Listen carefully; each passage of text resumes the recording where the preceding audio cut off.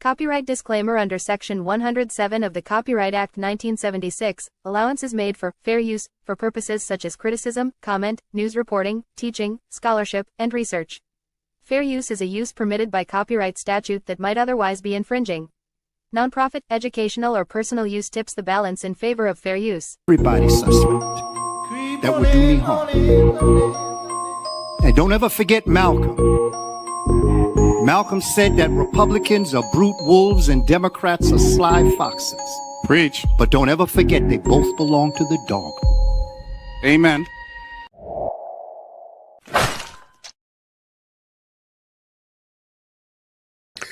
What it do, family and friends? Welcome back to the Church of Black Power. If you're not subscribed, go ahead, hit that subscribe button along with the notification bell so you can be notified whenever videos like this drop. Please make sure you're hitting that like and share button so we can beat up the algorithm. Make sure we get this message out to the ears that need to hear. And if you have not done so yet, please click the link in the description, go to change.org and put your signature on the petition for reparations, as well as hitting that link and joining the Telegram group so that we can help circumvent the shadow banning that PukeTube has been doing in the new black media, well, to the new black media.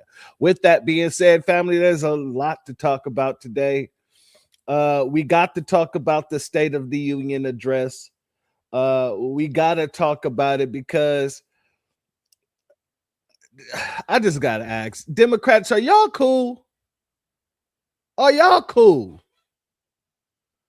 Like y'all just showing everybody exactly why foundational Black Americans has walked away from you.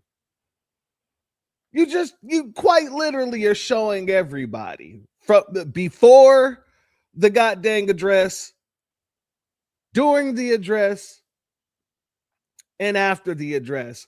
You guys really ain't moving like you know that it's an election year. I'm just saying. I just gotta say it. It's just given that you guys are too naive. Not even naive. Naive isn't even the good word. Naive isn't the right word. You're too narrow. You're too narrow-minded in your thinking and processing. Because a person that had the ability of foresight, a person who has the ability, are people, not just a person, people who are able to understand strategy. They would have never done none of the stuff you guys did yesterday. Well, the day before yesterday or whatever it was. I'm just saying, you guys are moving like a bunch of rats that just got let out of the cage. There is no direction. There is no anything. There's nothing to show order within the Democratic Party right now. The Republican Party as well. Don't get me wrong. But I'm just saying, Trump set you guys up hook, line, and sinker, and y'all fell right into the hole. He dug the hole, and y'all just walked right on into it. Well, we're going to talk about it. Like I said, we got to talk about the state of the address. And like I said, I wanted to actually do a different live today. However, I kind of incorporated the live that I was going to do. I just trimmed some of the fat. So we also got to talk about Little Nicky, because you know Little Nicky is out there causing trouble in the Republican Party right about now. So the Republicans, you know, y'all ain't looking too safe yourselves. You dig what I'm saying? But we're going to get into all that.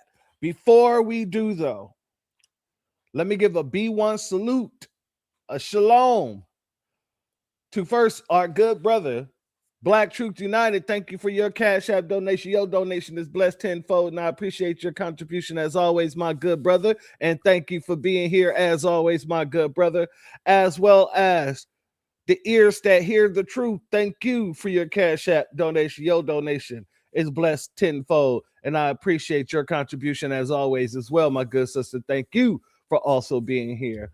Let me also give a B1 salute to our brother Reparations Nation in the building. Much love to you. Our sister Honey Brown Sugar in the building. Much love to you. Our queen sister Aquarius Minded in the building. Much love to you. And thank you all for being here. Thank you all for being here. Our brother Legit Hustle is in the building. Much love to you. And thank you for being here. Our sister Brenda Thompson is in the building. Thank you for being here, sister. Much love to you.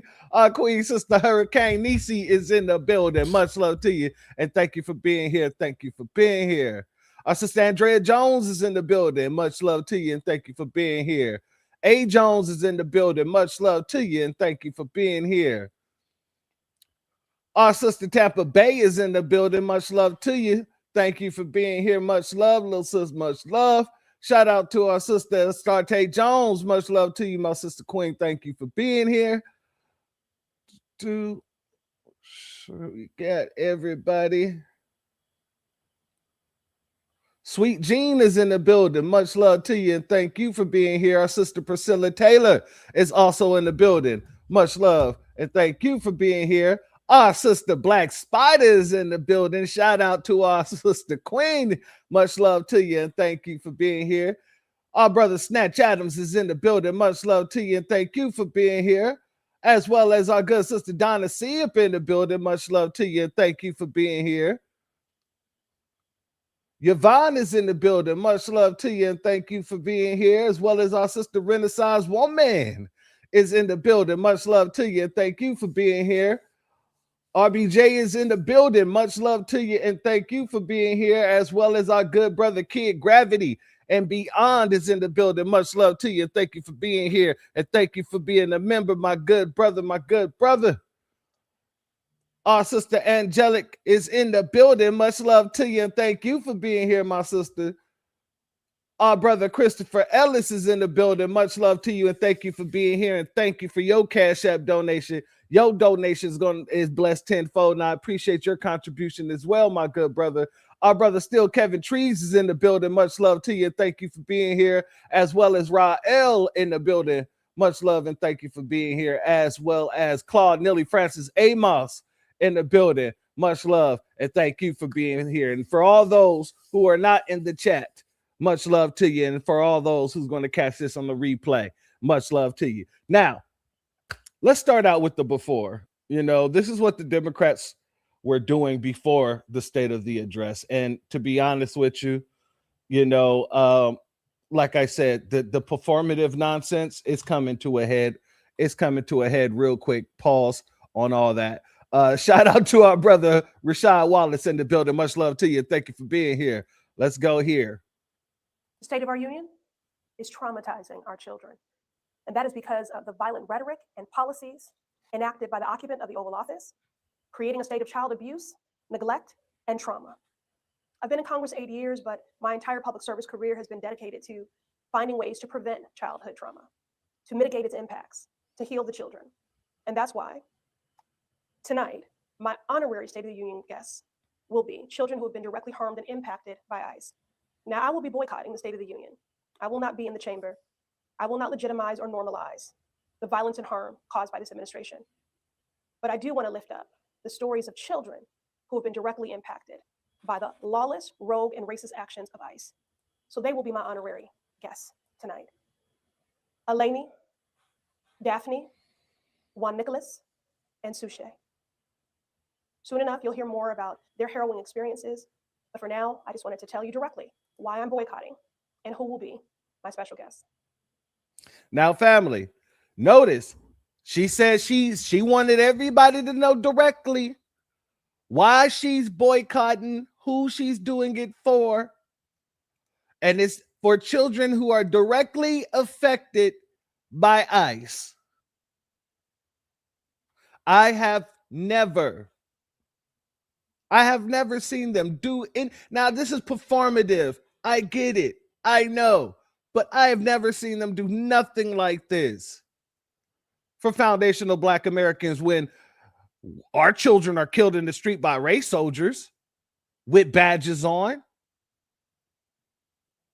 No, they don't talk like this. And if they are talking like this, it's to curve the conversation over to something or someone else. Kid says she out here looking like a fake ass Dora Milaje. But that's, I've never seen them talk like this, right? You got your fake reps like Maxine Waters doing the same type of performative nonsense. Tonight is the State of the Union by that man, President Trump. Everybody's asking, will I be there? Hell no, I won't be there. I wouldn't honor him with my president. He's a liar, he's a cheat, and he's a thief, and he doesn't deserve to be president. No, I will not be at the State of the Union. No. That's it. You heard it from Auntie Maxine, Congresswoman Waters. Now, Truth to power. Let me say this. She had all that to say about Donald Trump. And I can understand it. Hey, that's your opinion? No problem. You know, it is what it is. No, you did. You said the Shirley Chisholm wig.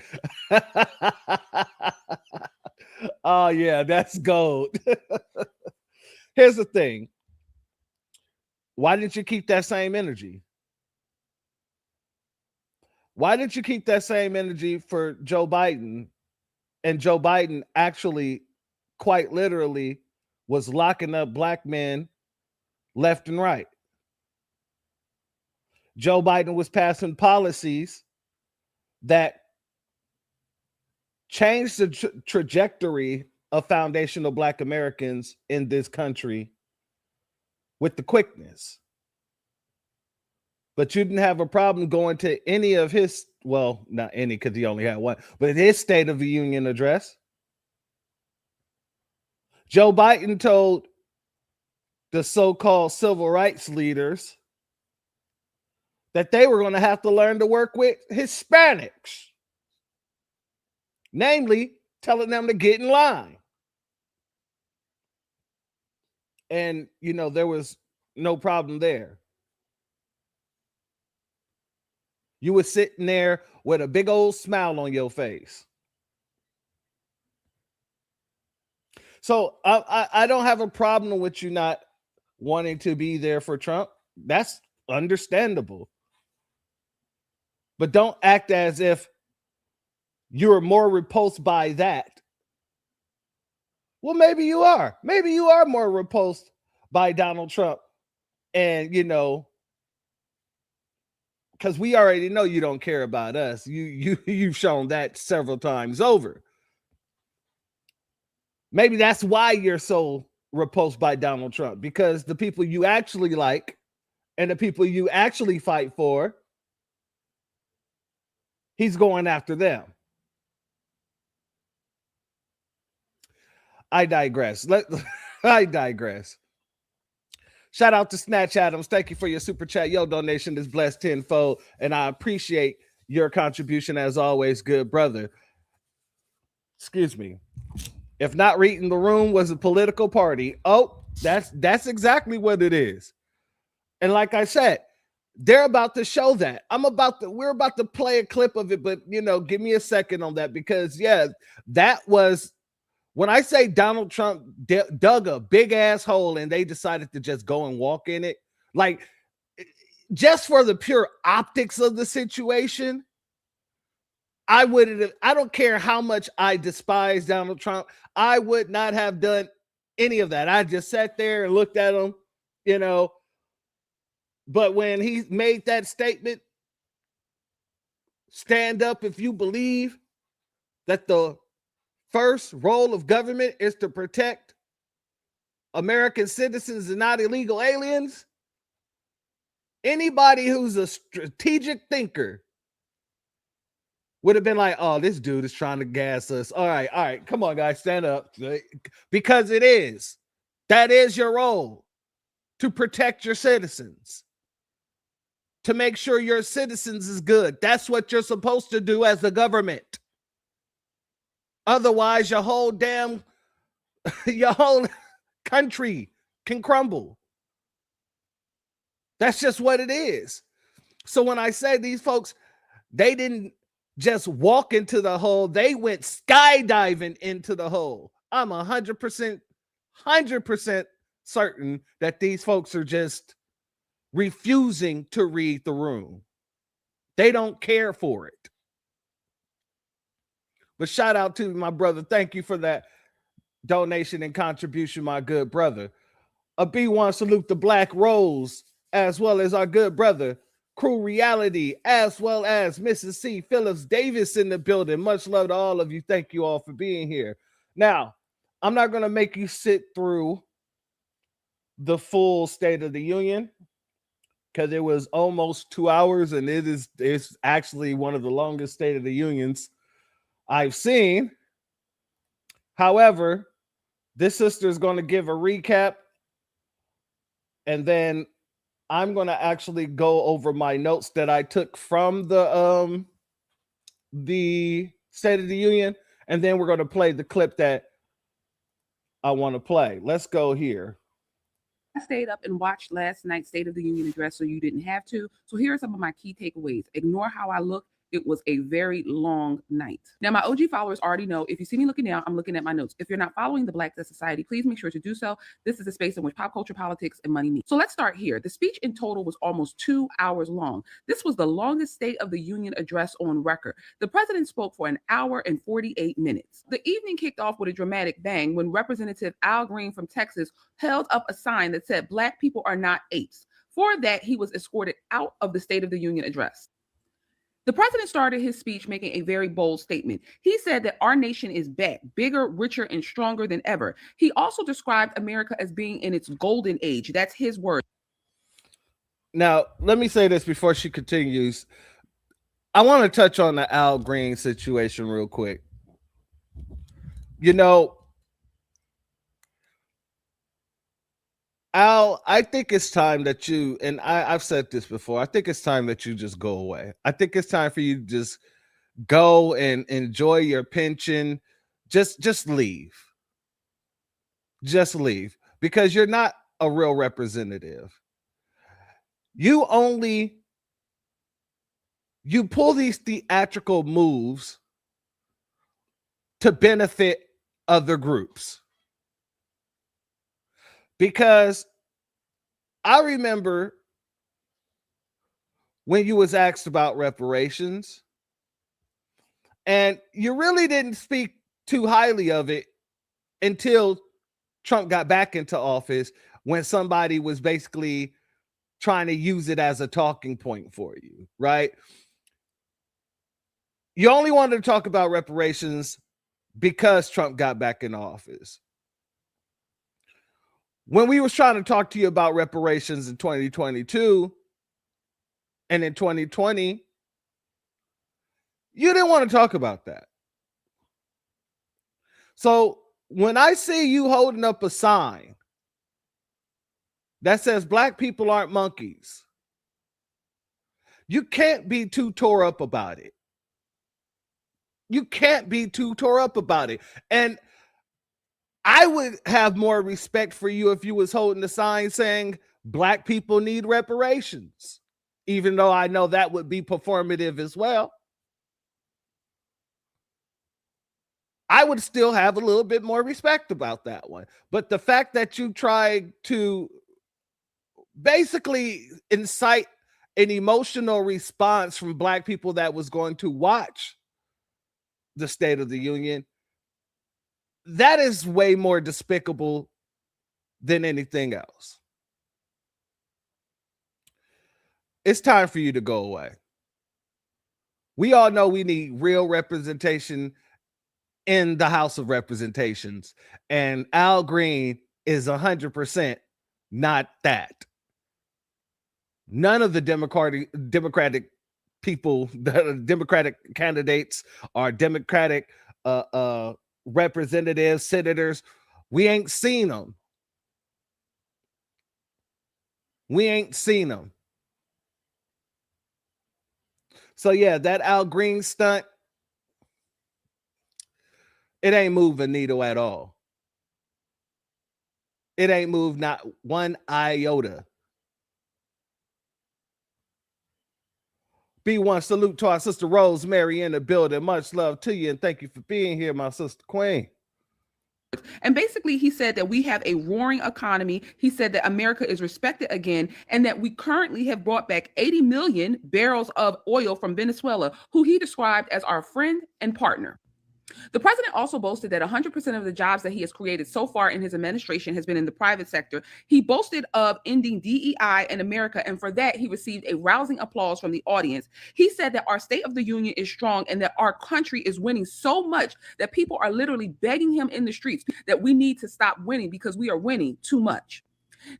He did say that stupid shit. He said that.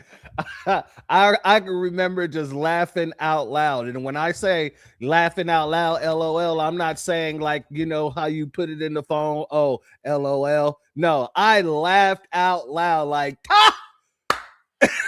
What the hell is he talking about? But let's continue. Now, some may say that the State of the Union at some points resembled an award ceremony because the president gave out several awards to different people who attended. One of the awards that was given was to a member of the men's hockey team. He brought out the hockey team. They stood for a rousing applause from the audience. And then one of the hockey players, Connor, I think that's his last name, received the highest civilian honor, is the Presidential Medal of Freedom. As to be expected with these addresses, the president mentioned or highlighted several of his accomplishments, one of them being the creation of the Trump accounts. Now, if you're not familiar with the Trump accounts were created by the Dell family. Yes, the Dell family, the founders of Dell Computer. They donated $6 billion to the United States government to set up these accounts for American children. According to the president, 250 American children will benefit from the creation of these accounts. And he is estimating that by the time that many of them reach 18 years old, they will have $100,000 saved. Also, he talked about the state of our economy and basically said that our economy is doing strong, that we do not have an affordability issue because prices of items such as groceries as well as gas have gone down significantly, and that the S&P as well as the Dow are going strong, with the S&P being up 7,000 points and the Dow being up 50,000 points.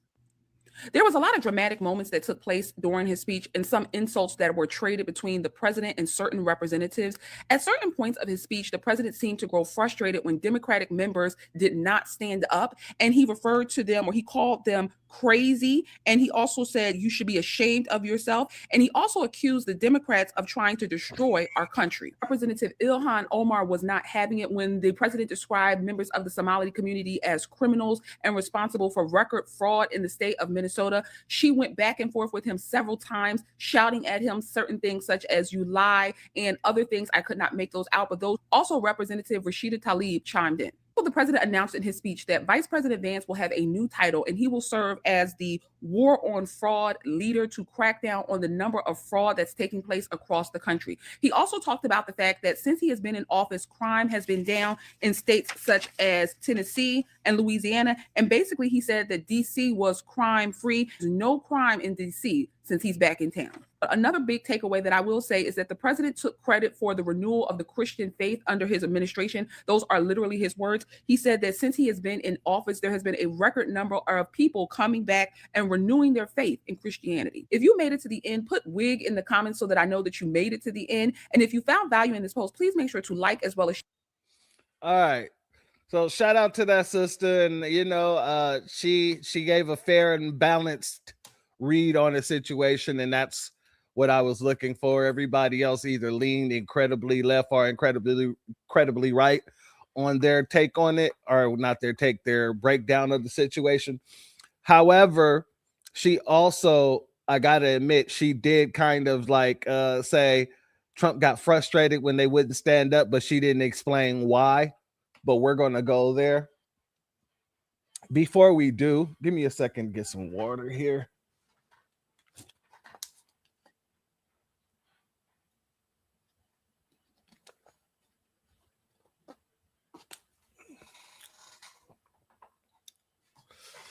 Oh no, kid. Let Trump tell it.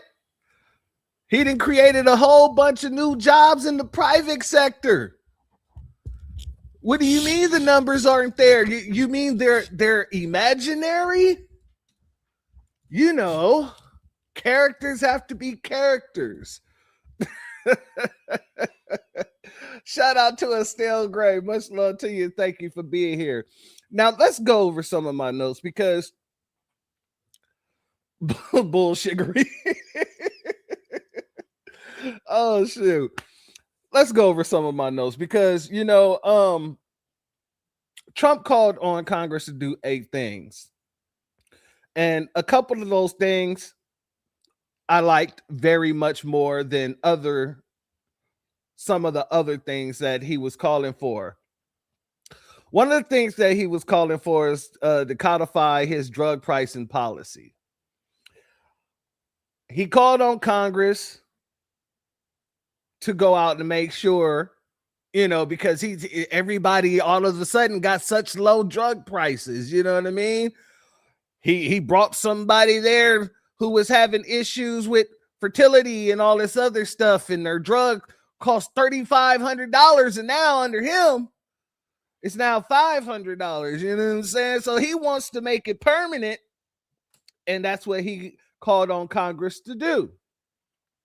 Another thing that he called on Congress to do is to pass the Stop Insider Trading Act, which for some reason, out of all the things everybody stood up and applauded to, that right there was something that the Democrats stood up and actually applauded to when he said he called for Congress to pass the Stop Insider Trading Act. So I don't know, like it was very weird. Like I said, they chose a knife to die on, and it wasn't the right knife.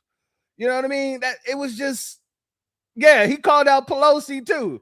That was hilarious. That was absolutely hilarious. He gonna give it that little nod, that wink and a nod look, like, you know what I mean? I wonder if Pelosi would have stood up for that. I was like, okay, good shot. That was a good shot. He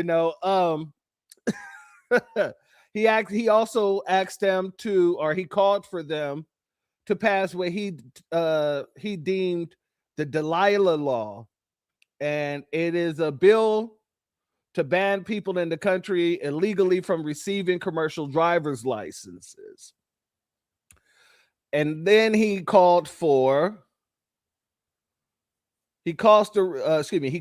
restore full funding to Department of Homeland Security. Now, the next one he called for, I was like, that's what I want to hear. That's what I want to see done immediately. Yes, I want to see the Delilah Law also pass, the making sure people in the country legally don't get driver's licenses and things like that. And yes, I also want to see, the public trading stop and all that other stuff too. Okay, yeah, cool. And funding going back to Homeland Security, or DHS. Now, the next one, he says, end sanctuary city policies and impose penalties on officials who block immigration enforcement. That's where I was like, yes, I'm gonna need you to go ahead and do that immediately. Get that out of here today if possible. Oh no. He didn't bring nothing up. He didn't bring nothing up about that $5,000 or that what was it, $2,500 rebate that he was talking about from the tariffs. I know that was 5,000 too, and then they started talking about 2,500 instead of 5,000, and now they ain't saying nothing about it at all. But you absolutely right, my brother. You absolutely right. Another thing that he called for them to do is pass harsher sentencing laws for repeat offenders. That right there got me iffy. Got me iffy like a mug, because we know the history of this country. And whenever they make harsher penalty type laws, they only apply it to us. So I don't like the fact that he asked them to do that. Y'all just need to actually enforce the damn law. That makes sense. And enforce the law across the board. That would be equal justice.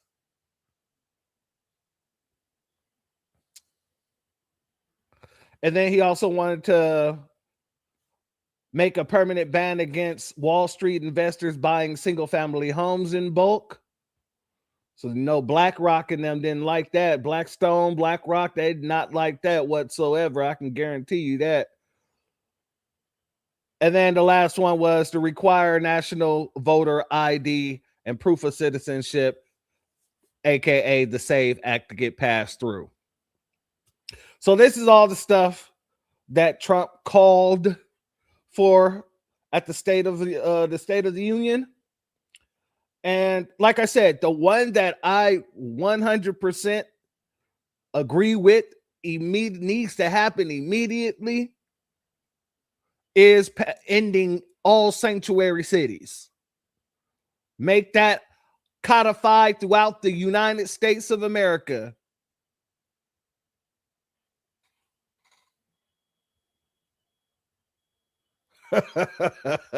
BlackRock saw the chance to make money in New York thanks to Amex. The script is beautiful.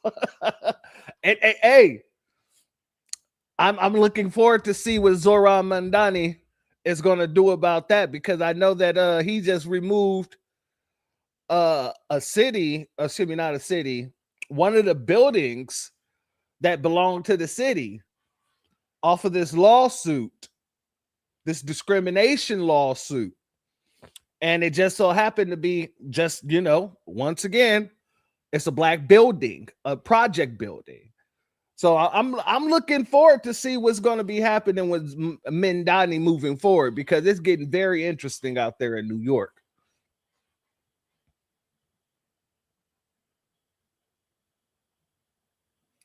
Let me go here. All right, so this is the part that old girl didn't really explain too well. So I figured I'd just show this part, and then we're going to get to some other stuff here. Let's go.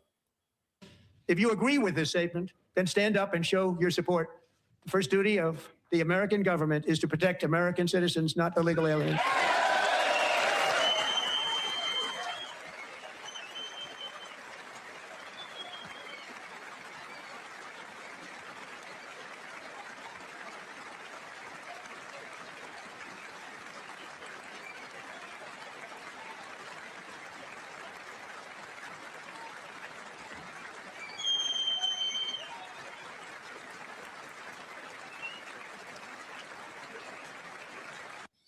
The only thing standing between Americans and a wide open border right now.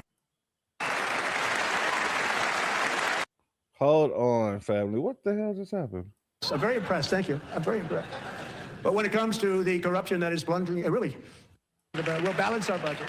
The Somali pirates who ransacked Minnesota remind us that there are large parts of the world where bribery, corruption, and lawlessness are the norm, not the exception. Importing these cultures through unrestricted. Doctor said Delilah would never be able to walk or talk. I do not know where the hell that piece just went.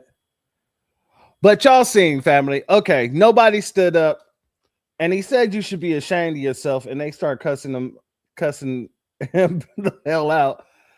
But I wanted to show you that Ilhan Omar had more smoke for him when he said you should be ashamed of yourself than she did when he was calling them Somali pirates. Hold on, let me see if I can find it once again. I don't know where the hell that damn.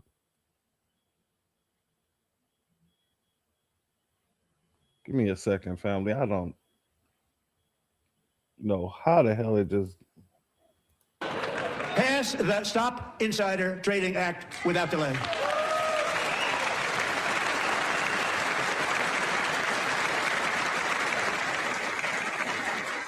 I wasn't sure if anybody even on this side was going to applaud for that. I'm very impressed. Thank you. I'm very impressed.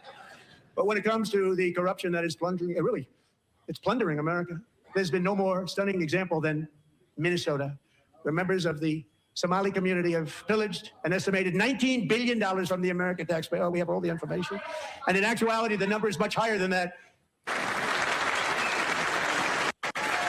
All right, I think I got it here, family. Statement. Then stand up and show your support. The first duty of the American government is to protect American citizens, not illegal aliens.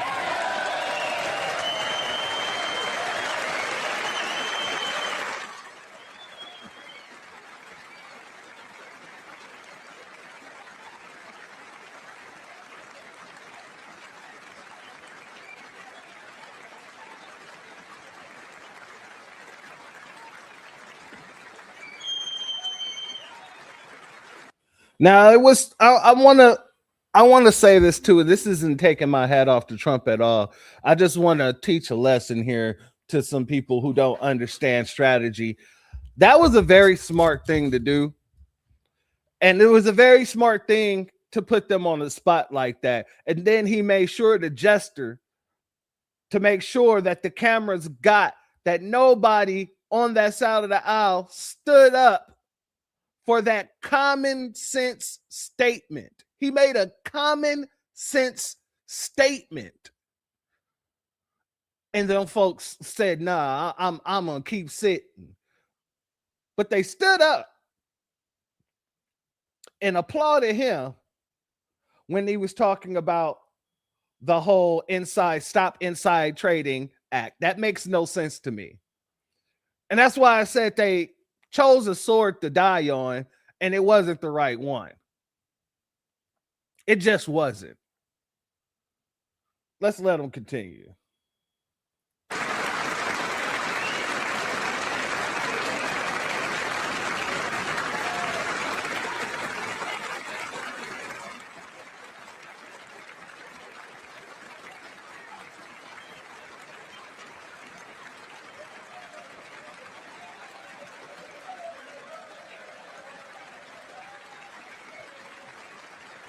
And look how long they're taking. Like, he's making sure. I gotta say, that was a good strategy. He paused.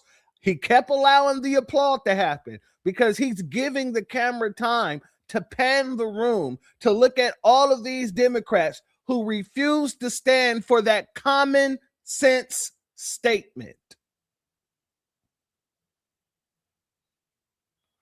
Like I said, at this point, Democrats are shooting themselves in the foot.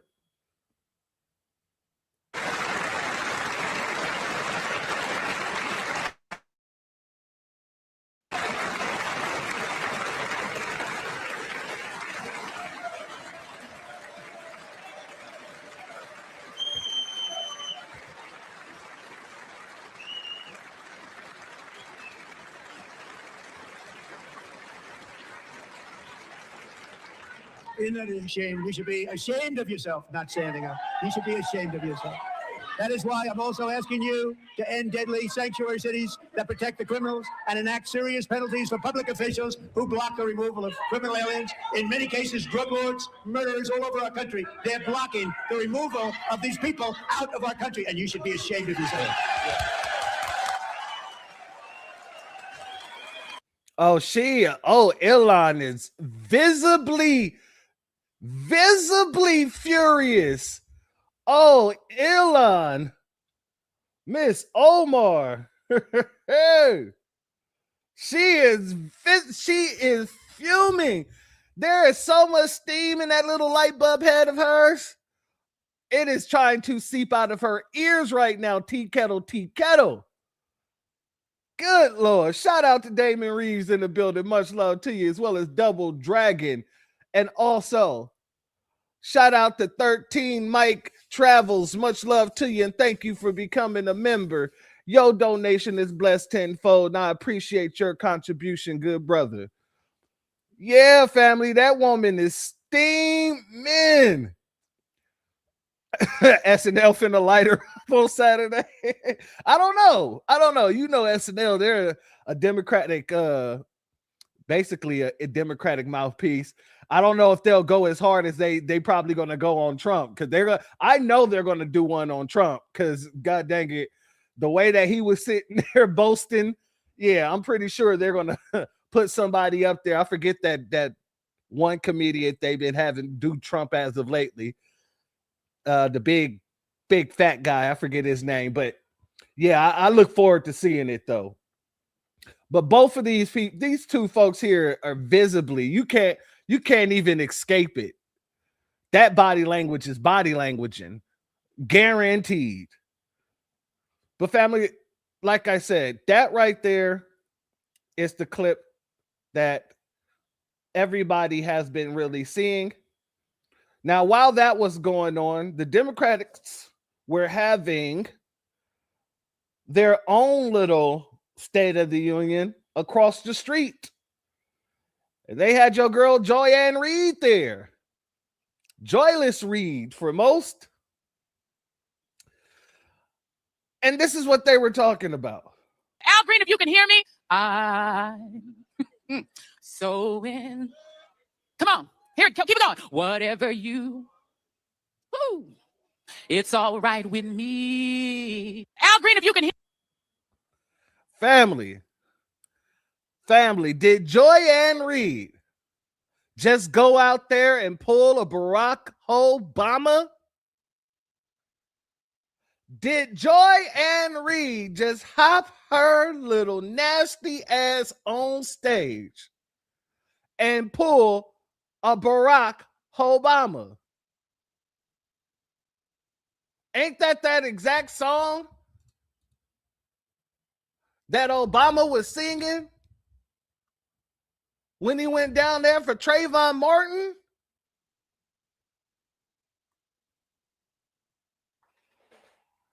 I'm trying to tell you, family, another tether singing the exact family. Just because his name is Al Green don't mean you should be getting on your Al Green singing tip.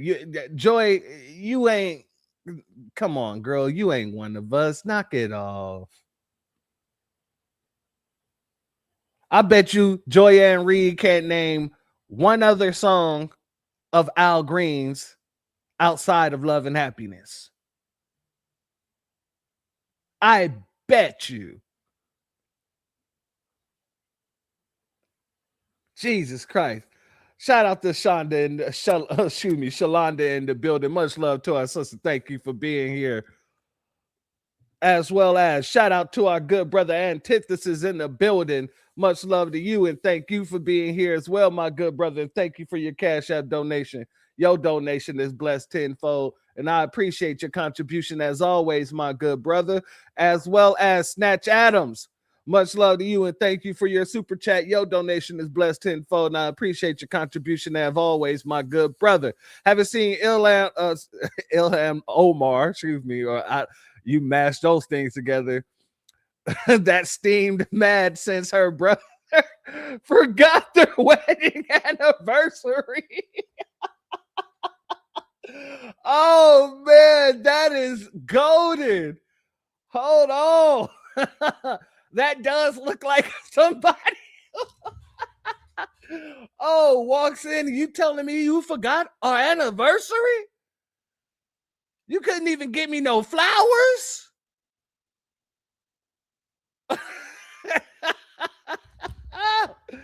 Y'all think she look at her Nabisco man like that when she get mad?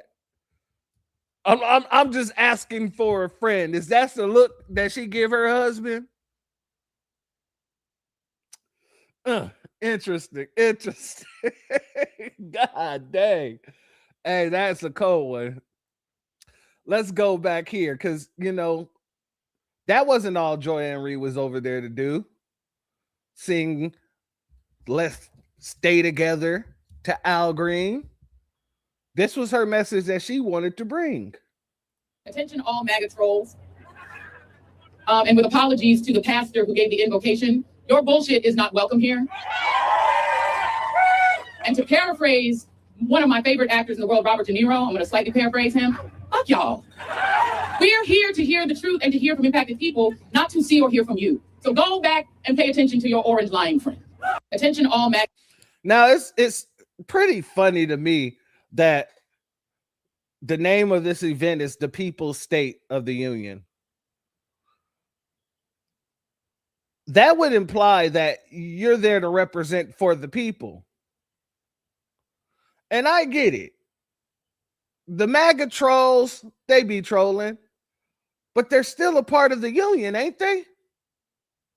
So if it's the People's Union, wouldn't you want them there to hear your message so you can probably try to sway them over to your side of the fence?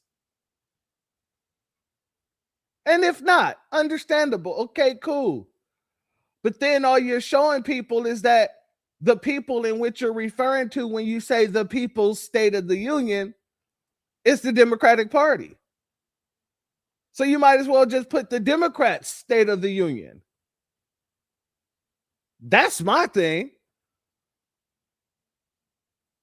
I'm just saying. Like I say, you guys shoot yourselves in the foot. I don't know who's your strategist over there, but I think, y'all might need to get rid of him. He's starting to do a worse job than Roland Martin. Well, I don't think nobody can do a worse job than Roland Martin strategically. He's just out there. But still, you get my point. They also had the Epstein's attorney, or the Epstein victim's attorney there, because apparently the victims of Epstein was also at the State of the Union. So they wanted to be represented on both sides, apparently. Let's go here. Hey, everybody. I am here at the alternative State of the Union, the People's State of the Union, across from the Capitol, because I don't want to listen to Donald Trump's lies.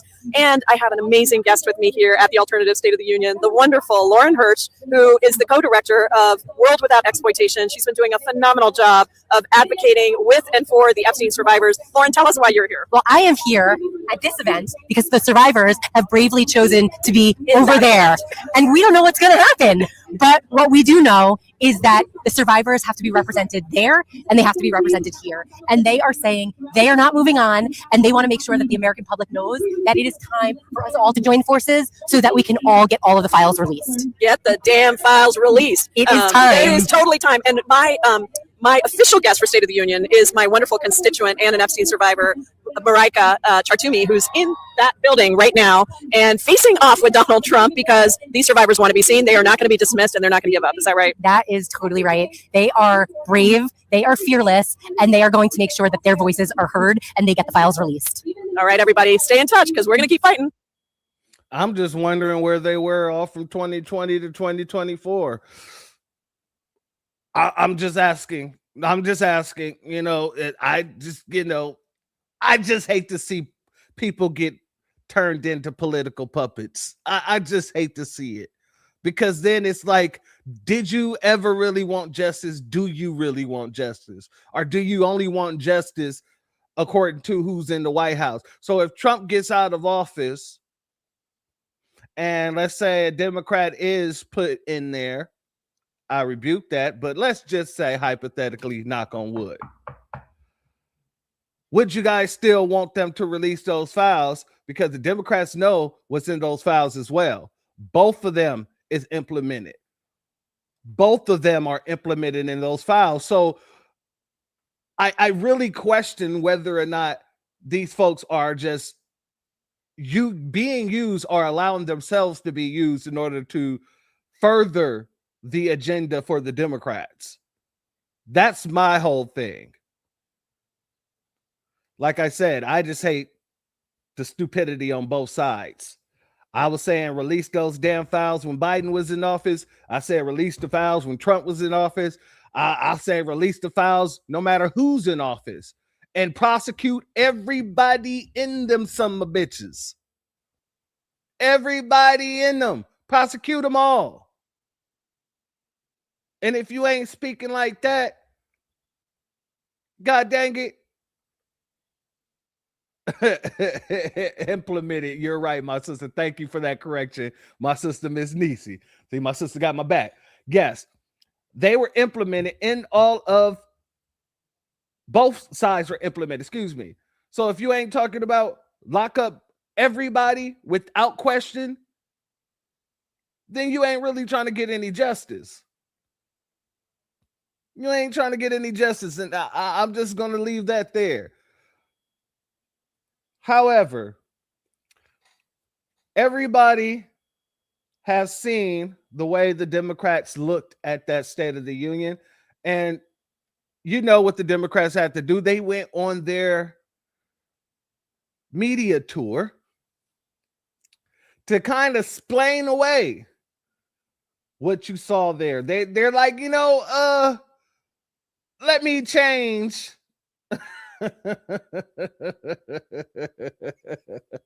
I still said implemented. Implicated, excuse me. God dang. Thank you, Cool Keezy, for pointing that out. See, this is why I like, this is why I love y'all. You know what I mean? Real time correcting. Thank you. He said, bro, still went back. Said it again. Oh yeah, man, I got a lot on my mind. It's been a long week. Just bear with me, family, okay? Bear with me. I apologize. Jesus Christ. Okay. So let's get into some of this explaining, family. CNN reported before that speech that the House Democratic leader Hakeem Jeffries advised you. Hold on, I'm gonna slow this down because it's important to hear that part there. CNN reported before that speech that the House Democratic leader Hakeem Jeffries advised your caucus, the Democratic members, to either skip the State of the Union address or sit there in silence. Should you have just boycotted the address? And do you think you violated the guidelines set out by your own leader? No, I think it was really unavoidable.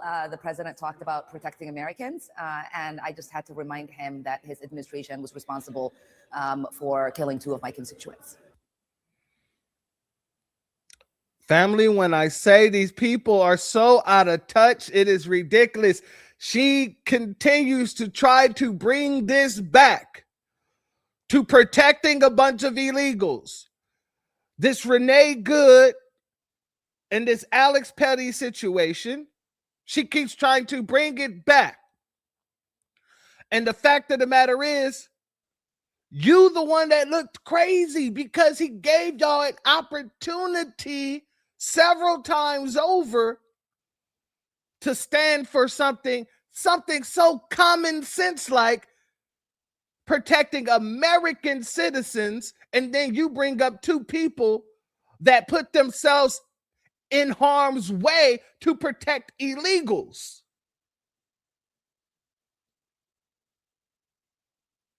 When I say these people don't have any damn sense, they don't have the sense that the Most High gave them. They're proving it. They're proving it. Mike says she looks worn out. I wouldn't be surprised if she was. She probably stayed up all damn night. Let's go here. Let's continue. In Minneapolis, many members of your Democratic Party criticized their Republican counterparts when they interrupted President Biden's State of the Union address, as a lot of us remember. Do you have any regrets at all about the interaction we played between you and President Trump just last night? I do not, and I think many people look at that moment when the president says it is our responsibility to protect Americans, and he does not acknowledge the fact that 2 Americans, 2 of my constituents, 2 of our neighbors were killed. And it was important for me to just remind the American people that the president and his administration was responsible for killing 2 American citizens. With hindsight, shout out to Lotus Ty in the building. Hey, last time I talked to my cousin after that last broadcast where you was like, it is Lotus Ty. And I was like, because my cousin's name is Tay and it's spelled T-A-I.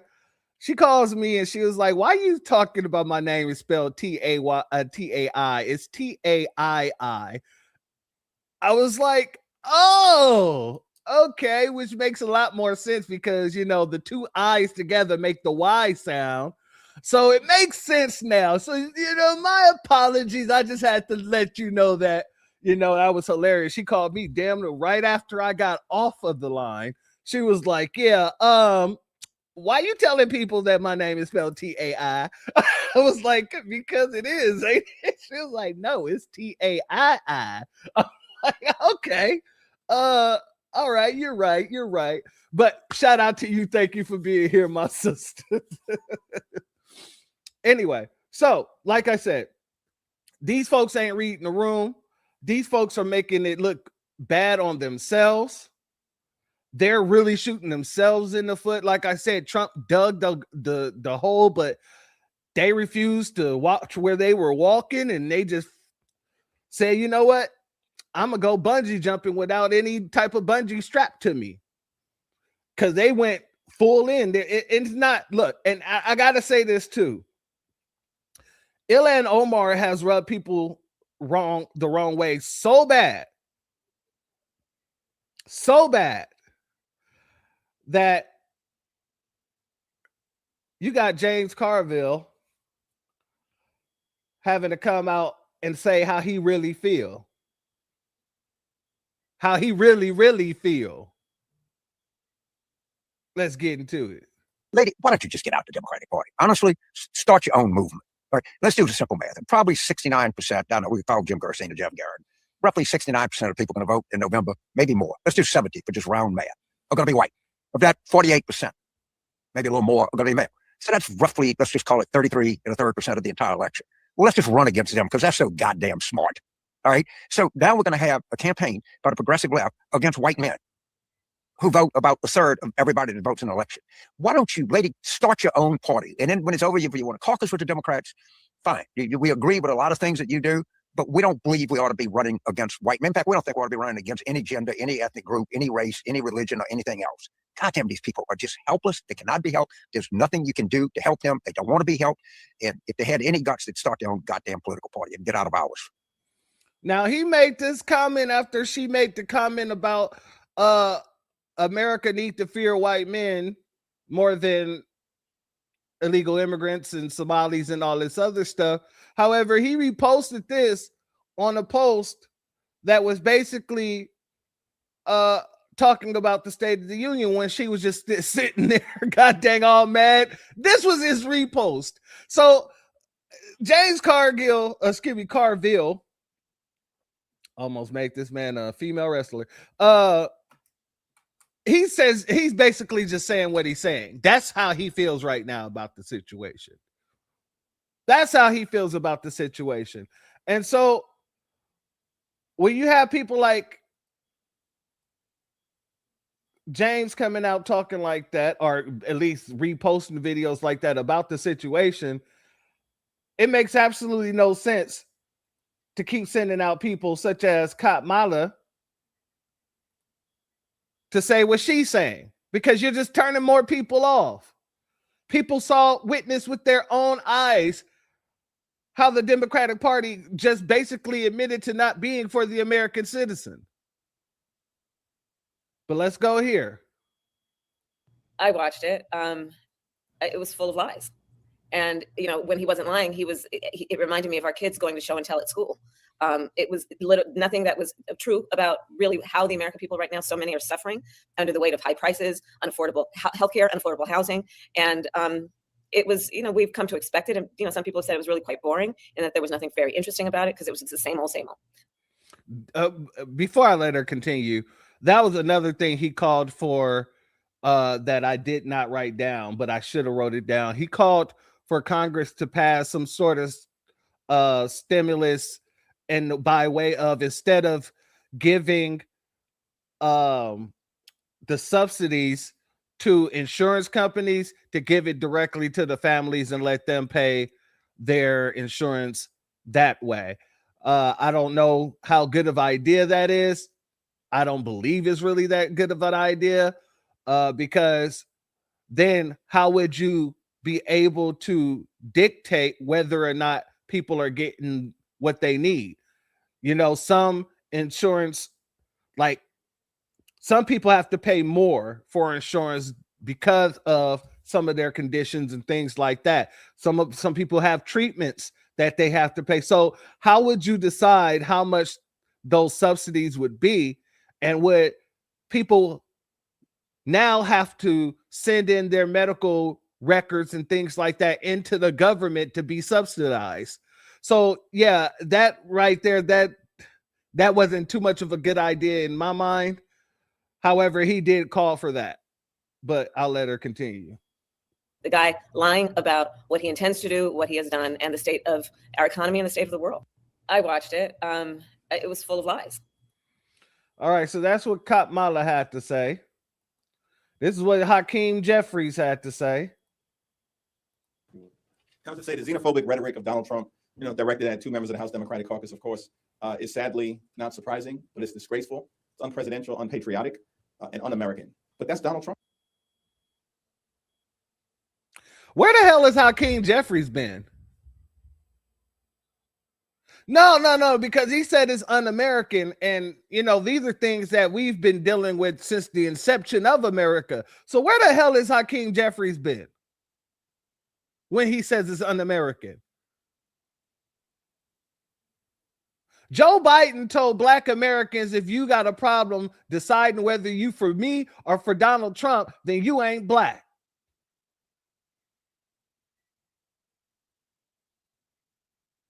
That's a targeted attack on a whole damn community. And you didn't say nothing about that.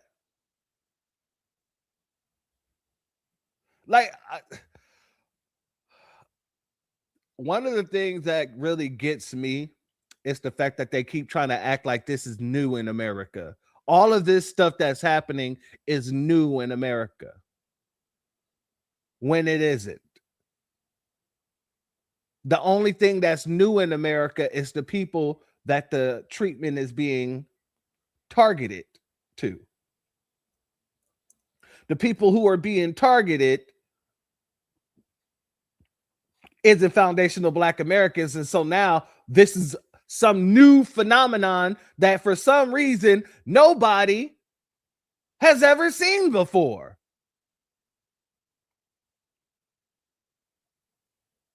Like they haven't heard about any of the corruption in American politics. Like this is all new to me. Yeah, we know this was happening to foundational Black Americans, but those people don't matter. Now people who matter is now having to deal with this targeting, and we've never seen anything like this before.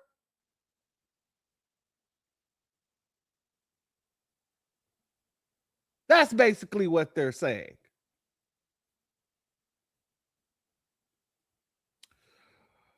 I just feel like I need to do this. Let me just go ahead and get this out of the way, just so I can send in the clowns. Yeah, I just had to get that off my shoulders. Let's continue. And that was on full display for the American people yesterday. I mean, he did not help his case. He did not help the case of the Republican sycophants who were just standing up and down like lapdogs. It was embarrassing to see that he spoke for almost 2 hours, less than 2 minutes on the affordability crisis that the American people are dealing with right now. But we're going to be spending the next several days talking about our ironclad commitment to driving down the high cost of living so we can make life more affordable for everyday Americans. We believe in this country, you work hard, you play by the rules, you should be able to live a comfortable life, an affordable life. Yeah, but here's the thing. Don't act as if you're more appalled for American citizens in the affordability crisis when he asked y'all a common sense question about American citizens, and you guys all chose collectively to show the American citizens how you feel. Like I said, this isn't about giving Trump any praise. This isn't about bigging him up, because it isn't. I'm just trying to show you how the strategy of the Democrats is is very stupid. It is idiocracy at its finest.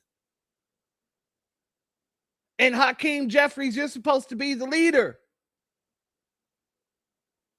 You're supposed to be the leader. Wouldn't you want the American people, at least on that question alone, to see that your party cares about the American people? Now everything that you say about the American people after which would seem like it's just grandstanding. It would seem like you're just trying to clean things up.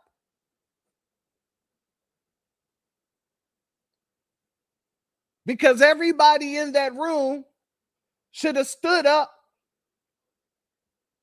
when the question was posed.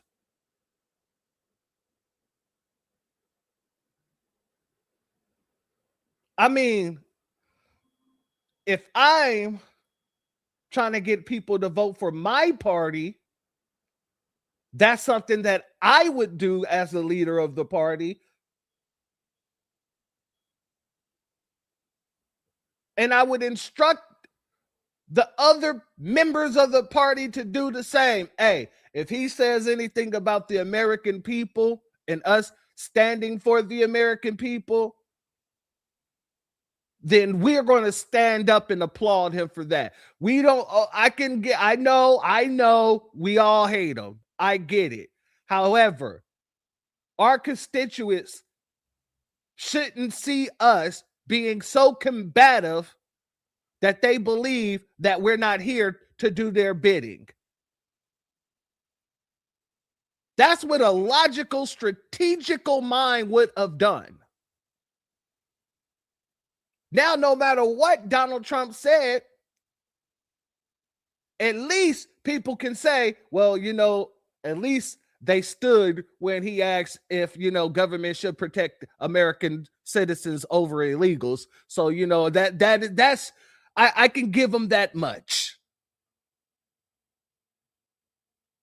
But y'all decide to stand for something, the ending of insider trading, which I understand. I get that's a good thing too. Not as good as standing for your citizens. So yeah, I don't think, and for him to be the leader of the party, he's damn sure not making chess moves. He's on a goddamn Chinese checkerboard playing with checker pieces. Let's go here, family.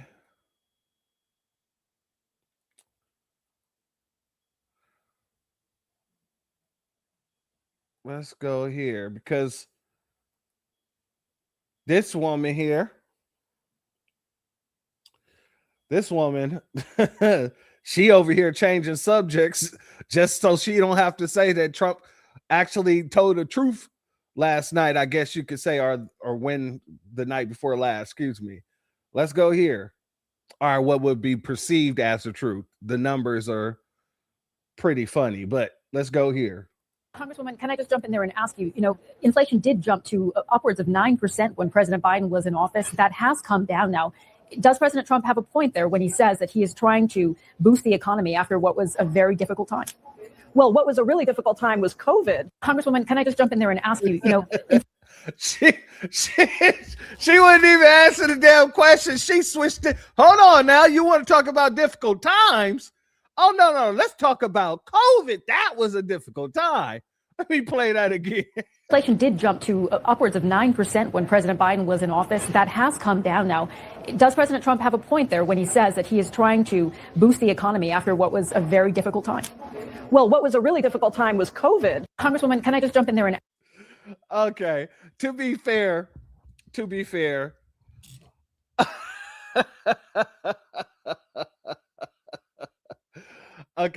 To be fair, I will say she probably was going to go into some spew about how, COVID created a lot of inflation due to having to put money into the economy that wasn't there, creating it out of nothing, all this other stuff. But then she still would have to admit that all that still happened under Joe Biden's watch. And there were many of things that was happening under COVID under Joe Biden's watch that billions of dollars were being spent and it have nothing to do with COVID. You dig what I'm saying? They was locking us down all while shipping in all these illegals, funding them, funding Ukraine, funding Israel. There was funding going everywhere. PPPs, all kind of stuff. So yeah, you can blame a little bit of it on COVID, but you also have to blame some policies as well. But neither here nor there. If inflation has dropped, she couldn't even admit that it dropped. She's like, well, shit, no, look at what happened with COVID, Exactly. Passing bills for Asians, $50 million, hate crime bills, all of that.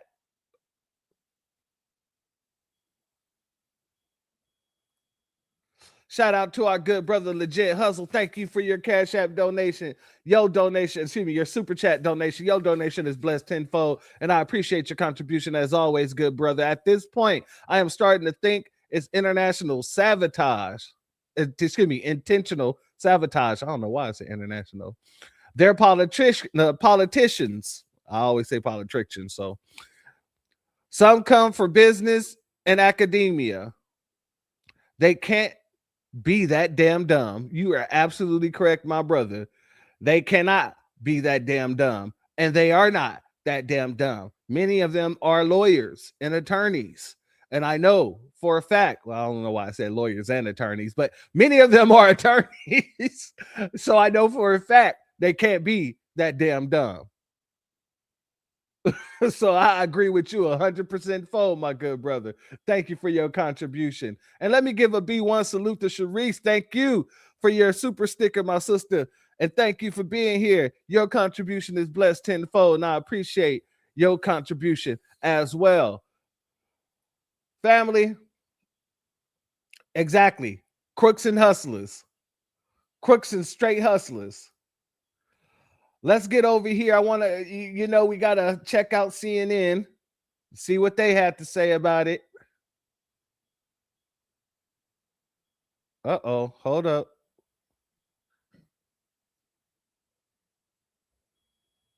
This is give me 1 second, family.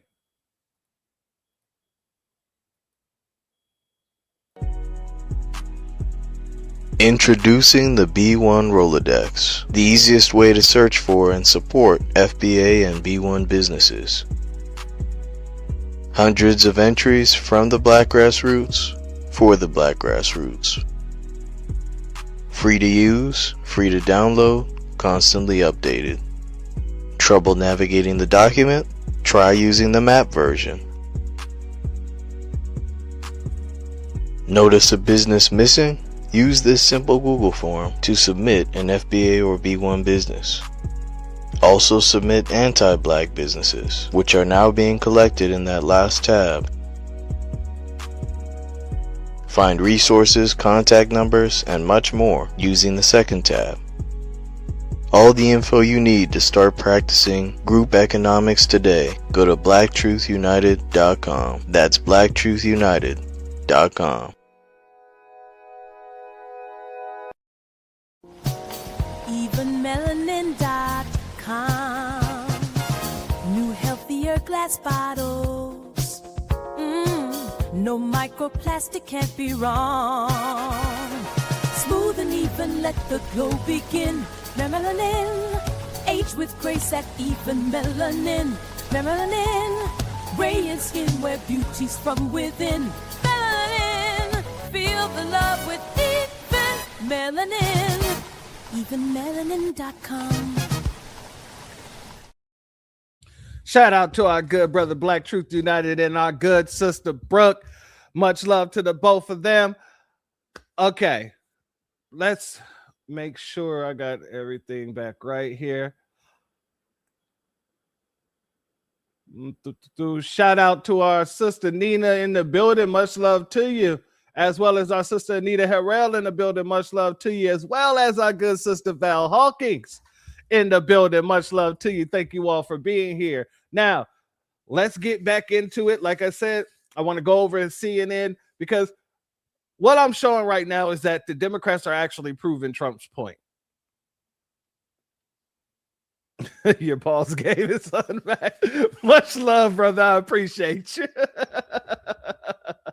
I appreciate you, family. Yeah, basically all these people are showing is that everything that Trump did, even though theatrical, he's proving his point, and y'all are proving his point. Let's go here.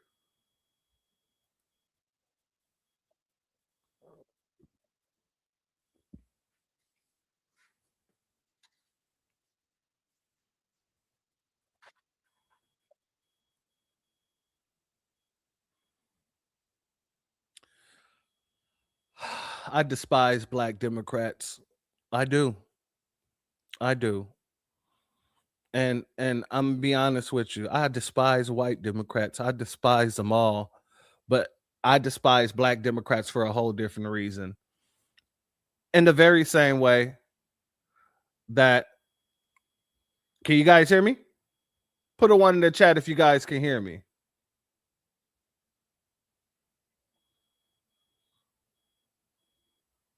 Don't hear it. Hold on one second. God dang it.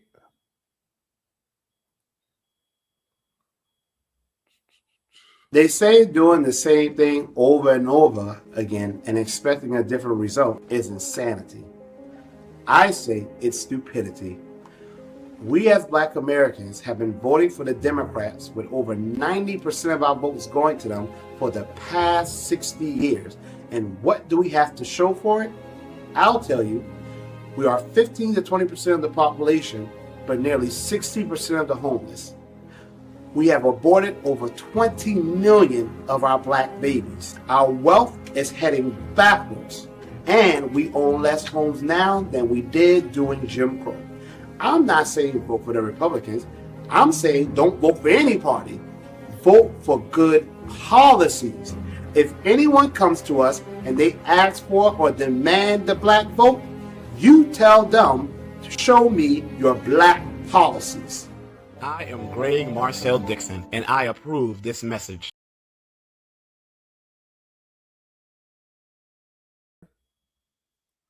All right, let's see. Shout out to our brother Marcel. Shout out to our good brother Marcel. I want to make sure that this is working. So if you guys can hear the video, let me know. How do you do the State of the Union? Because you care about Americans so much and not even mention the two people who lost their lives on the streets of America at the hand of federal agents. Did you guys catch that? Okay. Shout out to you guys, and shout out to Noah Randa in the building. Much love to you, my good brother. Thank you for being here. Now, I'm gonna run that back. How do you do the State of the Union? Because you care about Americans so much and not even mention the two people who lost their lives on the streets of America at the hand of federal agents. Now, I was saying how I despise black Democrats, and really I despise, and it's for the same reason that I despise black Republicans.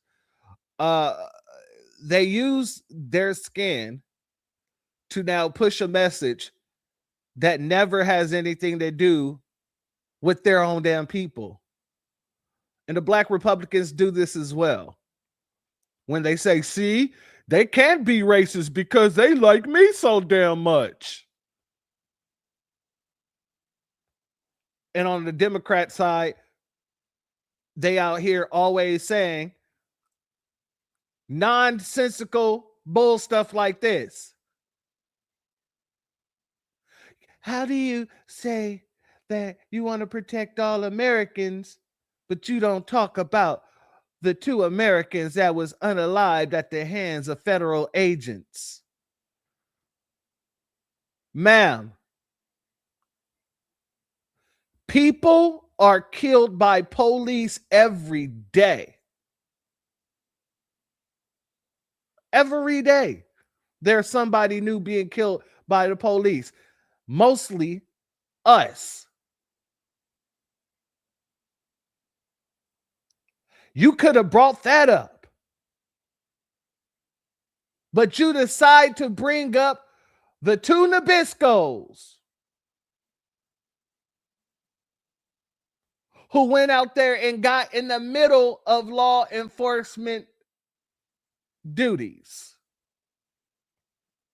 They obstructed law enforcement from doing their jobs. You could have said, he talks about protecting American citizens, but black folks are being killed left and right by race soldiers. I don't see any protection for us. No. You want to bring up the two Nabiscos who decided to go out there and fight for a whole cause that has nothing to do with us. That's why I despise these people. You had and honestly, I would have agreed with you if you would have said that. I'd have been like, yeah, that's right. Finally, somebody's saying something that makes sense. But that would have been too sensical. That would have been too educated. It'd have been too correct.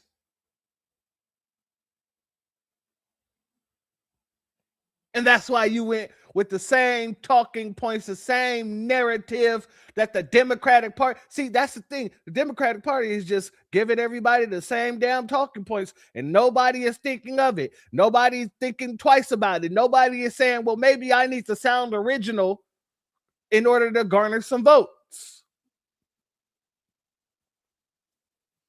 And you're proving exactly what Trump was showing when he said, if you believe that American citizens should be protected, that is the first role of government, to protect our American citizens over illegals. You guys are proving in real time that you believe that the protection of illegals is more important than American citizens,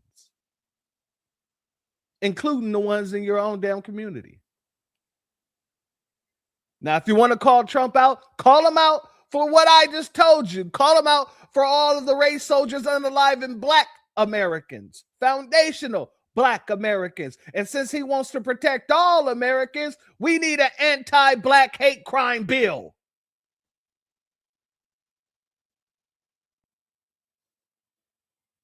Since you want to call him out, I have no problem with you calling him out, but call him out for the things that are actually there.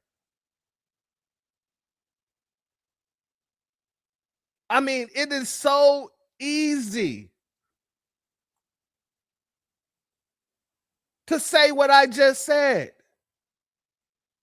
but you won't say it because then you guys would have to answer a question upon yourselves. Why didn't you guys do any of those things? Why aren't you protecting Black Americans? Why didn't you pass an anti-Black hate crime bill? Yeah, the onus would be back on you for that. So I can kind of see why you wouldn't say what I just said, because you don't keep the same smoke for everybody. But, you know, it is what it is. 'Tis what it is. Shout out to our sister Nina C. Much love to you, my queen sister, and thank you for your super sticker. Your donation is blessed tenfold, and I appreciate your contribution as always, my good sister. And shout out to our sister Andrea Jones in the building.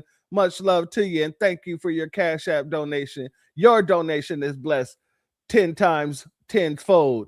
Much love to you, and I appreciate your contribution as always, sister. Let's let them continue. Who tried to run over. But how do you not even, you can do your comment federal agents. One who tried to run over. But how do you not even, you can do your commentary all you want, or, you know, critique, but how do you not mention that 2 people died in that environment? And the president was one of the most unifying speeches. The president who said, look at the Democrats, aren't they crazy? He obviously does not understand that when he won election. Now notice, they're not mentioning why he said, aren't they crazy? Look at the Democrats, aren't they crazy? You should be ashamed of yourself. They're not bringing up the fact that he gave y'all an opportunity to stand for the American people and you guys chose to sit down. You did. You looked absolutely crazy. You look bonkers. You look ludicrous. You look like you anti-American. Now, whether you are or not is neither here nor there. Optics is everything. And you guys know this. You're in politics. So you keep trying to hone in on the fact that Donald Trump said the Democrats look crazy. That's not as bad as you guys quite literally showing the American people that you don't stand for them.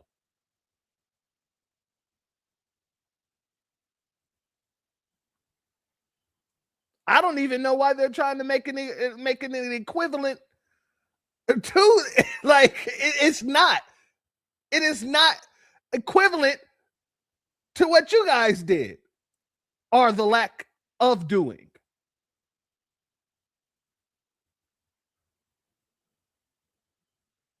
And like I said, this woman, she could have had a smoking gun on him. She could have brought up all of the race soldiers unalive in the black community. She could have brought up the fact that we need a hate crime bill for foundational black Americans if he really cared like that. At least she would have been speaking some sense.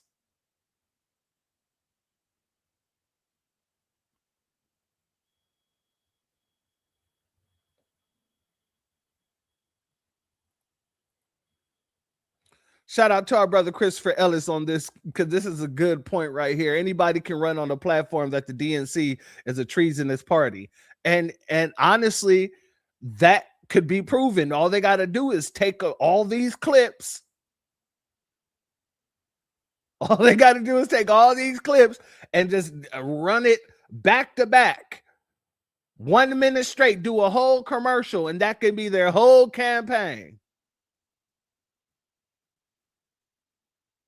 And you ain't even got to be a Republican to do it. You can be an independent and say the Republicans don't care about America, the Democrats don't care about America, and clip both parties because they're very easy to clip right now. Shout out to you for that comment, my brother. Shout out to Crux in the building. Much love to you. Thank you for being here. As always, good brother. Let's let her continue. He is supposed to represent all people. When you go through some of the moments he went to, right? He pointed to a little girl, Delilah, who was almost killed by an illegal alien, miraculously came back. She was there with her dad. When you have Democrats who won't stand and applaud her recovery, yeah, I think that's Sadly, crazy. people are killed in America every day. Sadly. Family. Did she just go RICO from paid in full? Did she just pull a RICO from paid in full? Did she just say niggas die every day, B? That's what I just heard this woman say. Niggas die every day, B.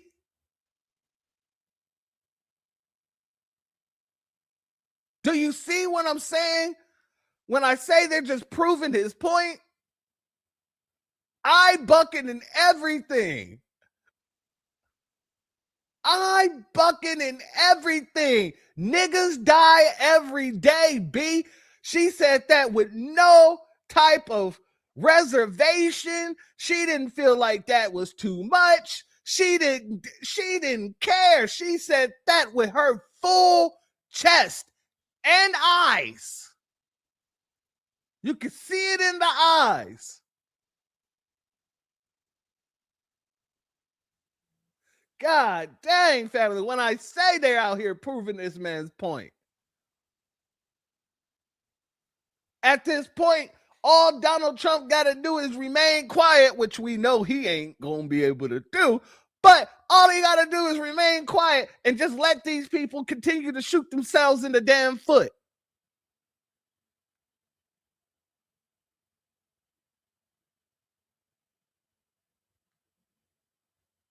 Quite literally said niggas die every day, B. Like, get her a bag of chips and a rocking chair.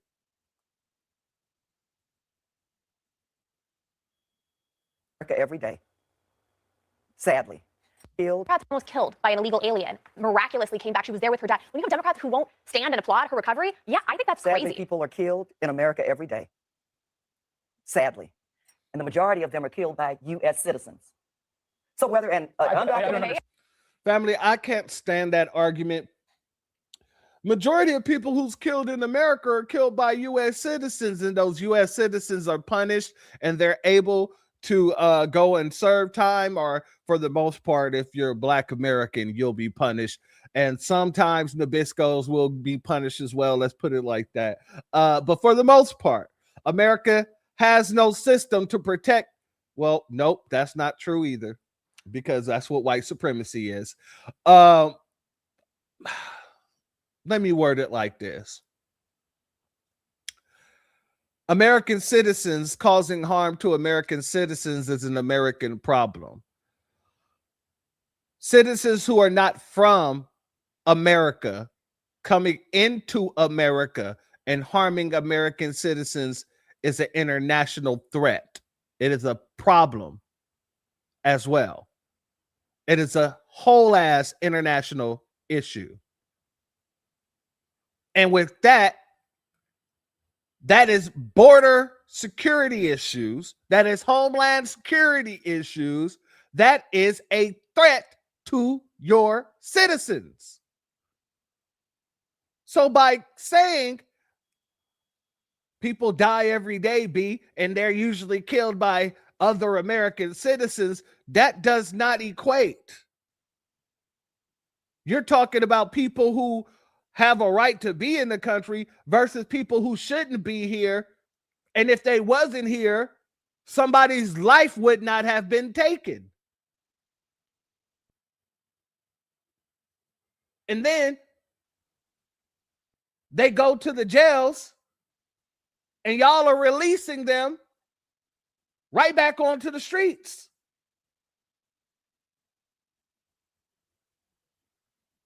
All to keep your population numbers up. All to keep your seats. So yeah, that niggas die every day beast type of stuff that you just said. And sadly, they're killed by other Americans. Okay, those people will be prosecuted. Those people will have their day in court. You guys make it so that, god dang it, the damn illegal don't even get to go and have his day in court. Y'all make sure that the illegal don't even have to go and do the due process in which you guys claim that you want for them so damn bad. It's ridiculous. It's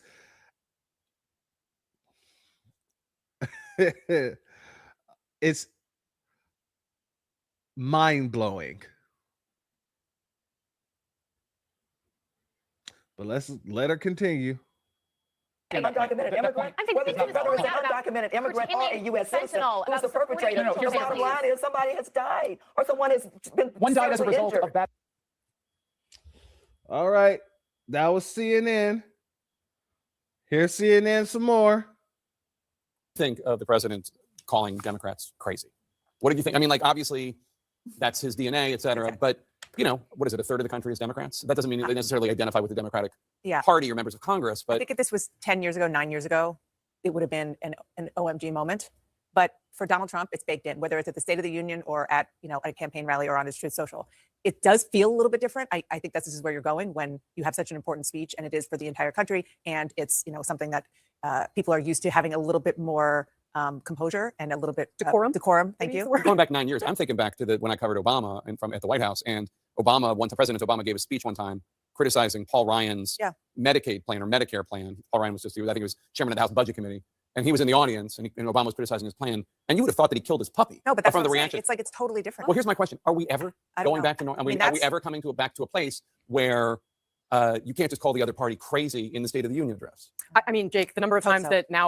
Look, she can't even keep a damn straight face. She just laughed at the whole issue is calling the Democratic Party crazy. Not the fact that nobody stood for the American people except for the Republicans. That is crazy. That is crazy. Hold on. Like, if you had told me that when I was a kid coming up and maybe wanting to do something like this one day, that you were going to be able to say, like, swear on the air, and it was going to be cool for politicians to drop the F-bomb, right? Like, my grandparents would have been horrified. I don't understand. I don't see a world where we go back from this and he has set this norm in a place that has caused the entire system to go towards him. Right. Well, that's the thing. I mean, you have away with things that other people. Well, except that it does seem as though that the lesson that the Democratic Party has learned from all this is like Rashida Tlaib holding up a sign that says F ICE, except it's not just the letter F. Anyway, we're combing through President Trump's speech, looking at what was effective and divisive. All right, family. Like I said, The Democratic Party has proven Donald Trump's point, and they're not doing themselves any favors by trying to fight that. And the fact of the matter is, Donald Trump is the first president to say some of the things that he was saying. Let's go here. First duty of the American government is to protect American citizens, not illegal aliens.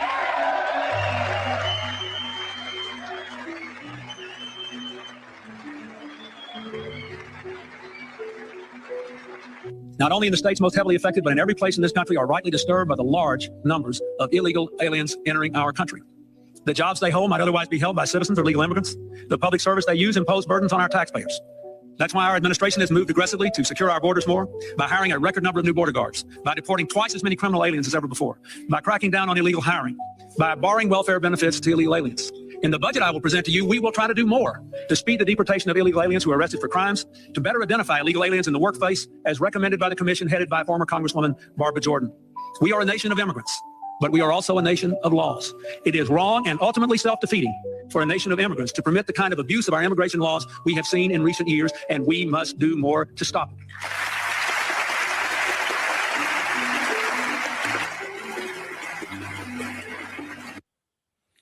Democrats stood up for that one. They just ain't stand up when Trump said it, though. I don't know. I don't know why they're so against themselves. At this point, the Democratic Party is anti-democrat. Like, and we're going to talk about that more on Sunday. It's like, everybody in the Democratic Party is pointing a gun at each other, shooting each other in the foot. Yes, the internet is undefeated. But like I said, at this point in time, the Democratic Party is basically anti-democrat as well. But like I said, family, people are able to see what's going on, and they're clowning them. Let's go here. Last night was not America's State of the Union. It was Donald Trump's state of delusion. I'm fresh out of an ICE prison in Minneapolis. I defy Trump and his authoritarian project by standing in joyful, radical, peaceful resistance with the Portland Frog Brigade. I'm not here for any foolishness. I've been arrested 3 times by ICE over absurdity. And to press this country. To border! I stuck in the border. Go Trump! Go Trump! Hey, Murphy, thanks, man. Thanks, buddy. But they can't erase a movement. We just go on vibes, and the vibes were immaculate. Let's make room, make room. I did not drive all the way from Alexandria in my Honda Odyssey minivan.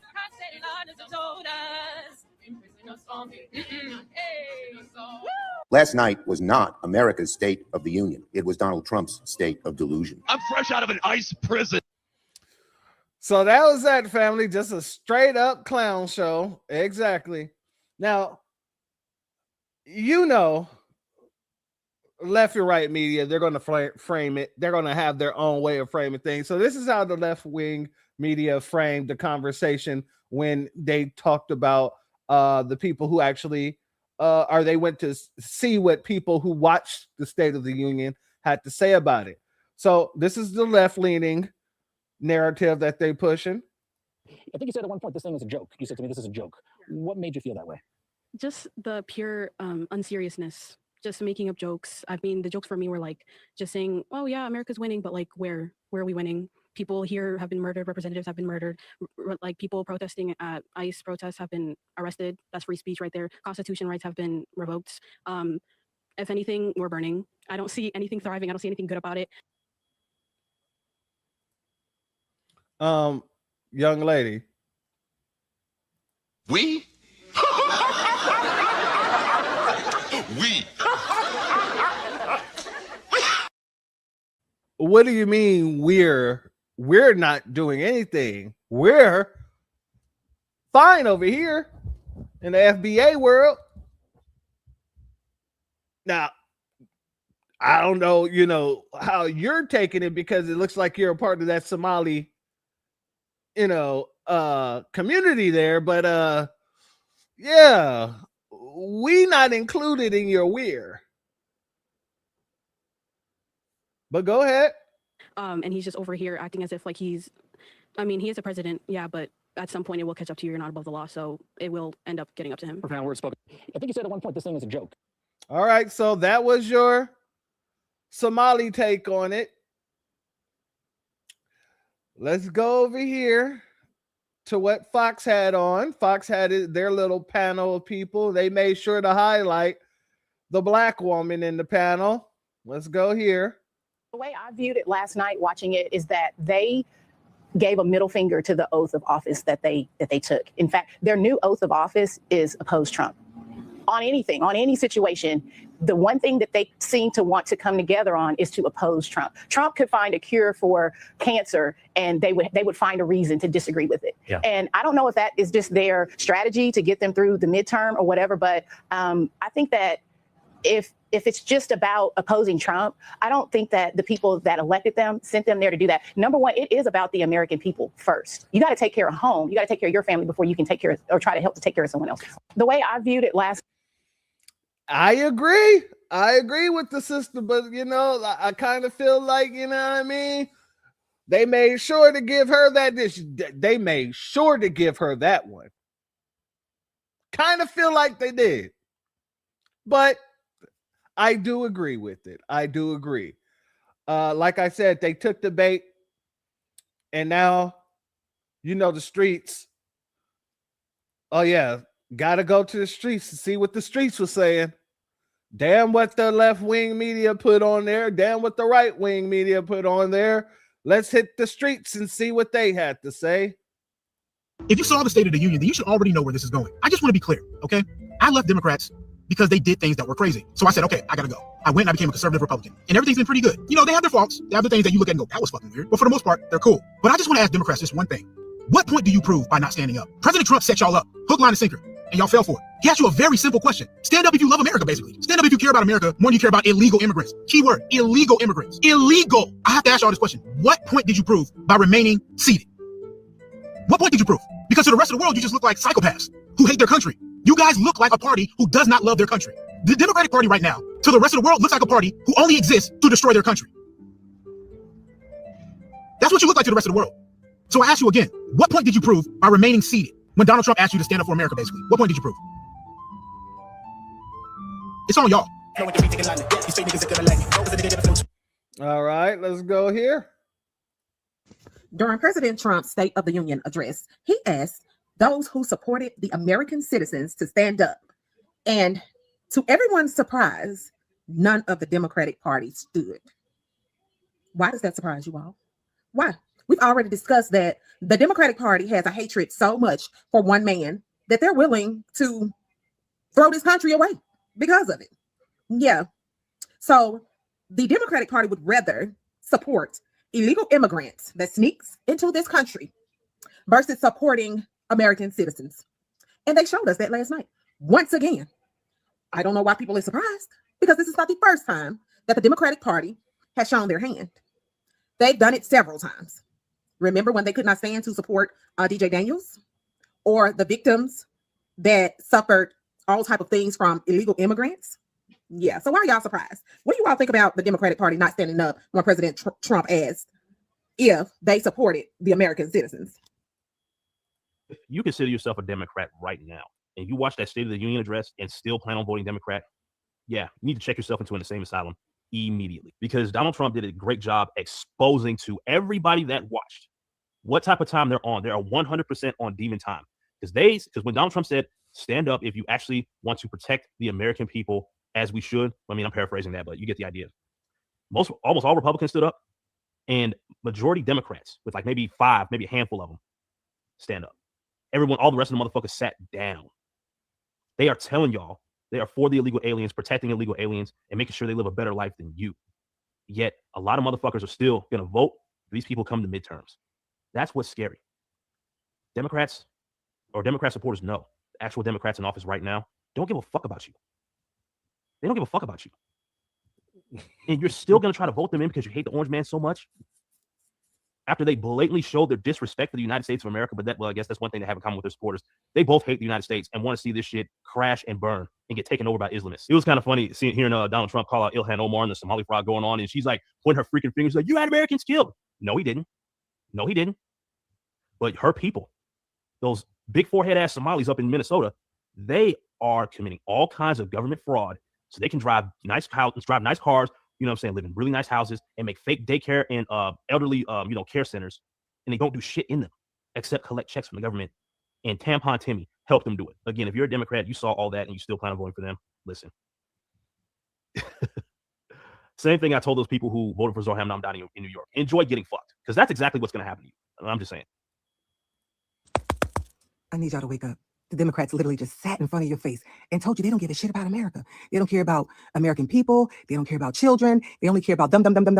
It's always been that way for centuries. This ain't new. I mean, they literally sitting in your face, chuckling of how they've been getting over on us for decades. Fraud, lies, pandering, race baiting, segregation, all that bullshit. They just spew evil. That's all they do. I mean, they tried to get Uncle T so many times. He even had to pay a hoe off because she was too damn much of a liar. Do you see how many people they lied on? They don't like this land. They want to destroy it. They want it full of foreign adversary. This is a land of Christianity, and we have lost our way. Politicians, pastors, corporations, everybody just kindish like America. But did you see the State of the Union? Did you see the devil sit there like this? They were literally on mute. They have no fucks to give about the United States of America. I'm just saying. And this is the shit, Brother Malcolm. Rest in peace, Brother Malcolm. This is the shit him and JFK and many others tried to warn us about. That was quite the speech, wasn't it? Let me start off by saying something very clearly. If you have any degree of common sense, if you have the ability to think critically and use logic, the only conclusion you can draw from tonight's State of the Union address is that the modern radical Democrat Party hates America. And I do not say that lightly. I wish I could say I was surprised. I wish I could say I can't believe they didn't stand up for X reason, Y reason, Z reason. Trump literally gave them the opportunity to stand up and admit that one of the roles of government, one of the biggest roles of government, is protect American citizens. And what do?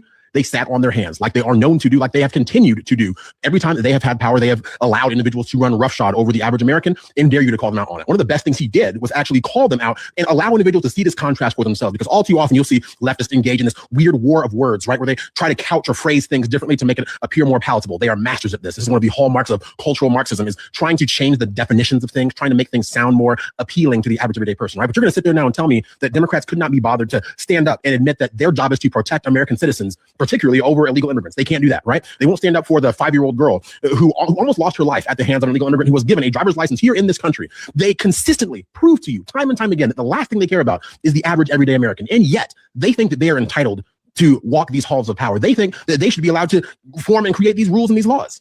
And I'm not going to sit here and pretend that the State of the Union address has not devolved into a little bit of political theater. I mean, it started off with Al Green, literally the festering boil on Houston, Texas, showing up with a sign that said black people aren't apes. Who told you that they were apes in the first place, Al Green? Let me ask you that question. But honestly, Al Green, ironically enough, is probably the strongest argument against the statement he even made this evening. But I digress.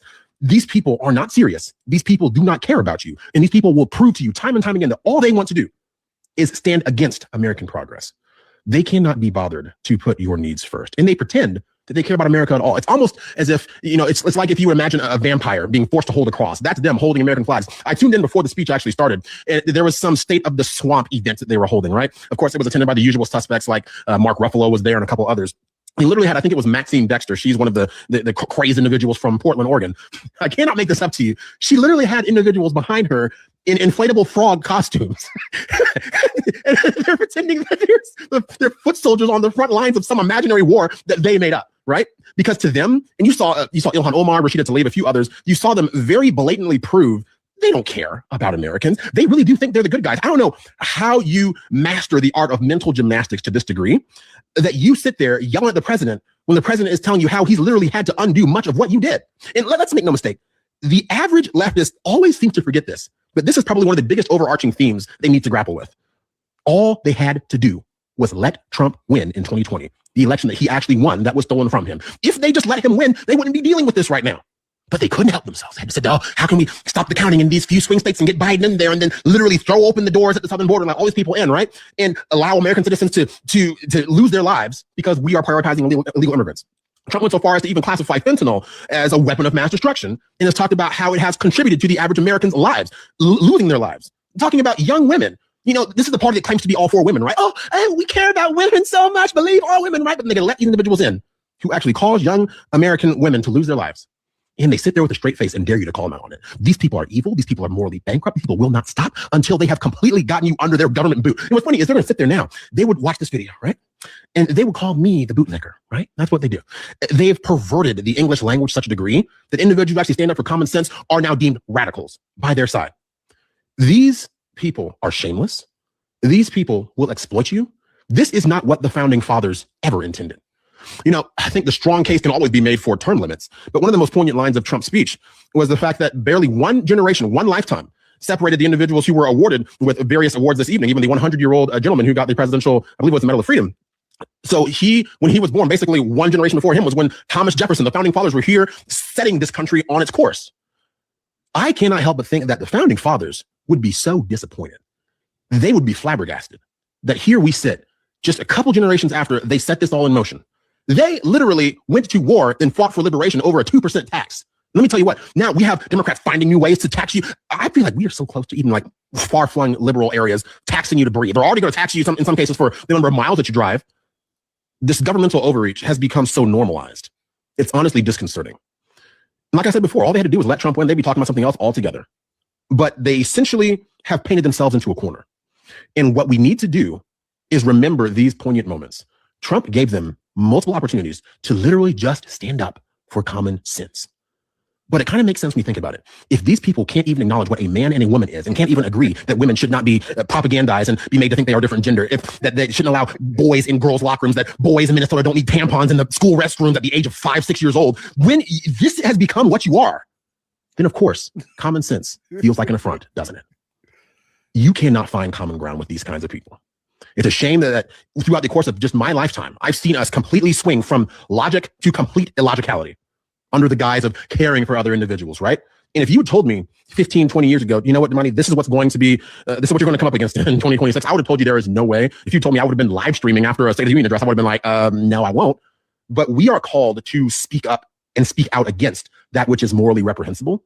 And this, to me, what I just watched, is far and away more important than the Super Bowl and the Super Bowl halftime show, anything else. Because you know why? The individuals who I saw sitting down and refusing to cheer for common sense, to stand up for common sense, protecting American citizens, you know what that affects? That affects my now 2-year-old daughter's opportunity to have a future in this country. And let me tell you, nothing lights a fire in me more than seeing individuals who would literally put her in harm's way just so they can check a few boxes on the social justice totem pole. There will be no quarter with these kinds of people. And I hope, if anything else you took away from today, I hope it's this. These people took that mask off. They are showing you exactly who they are. All you have to do now is believe them.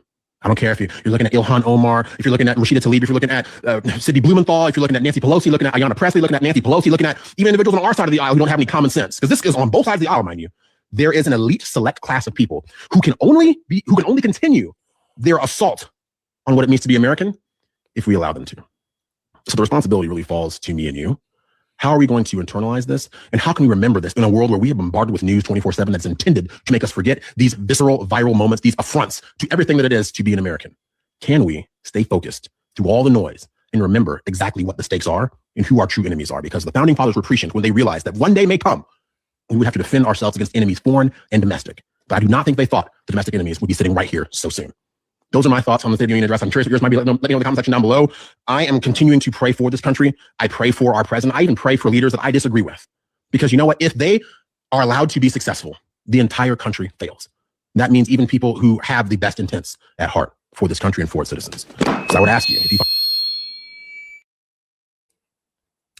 Hey, family, I don't agree with everything that these folks said. You know, some people seemed like they were more, as y'all said, founding father, saying zaddy loving.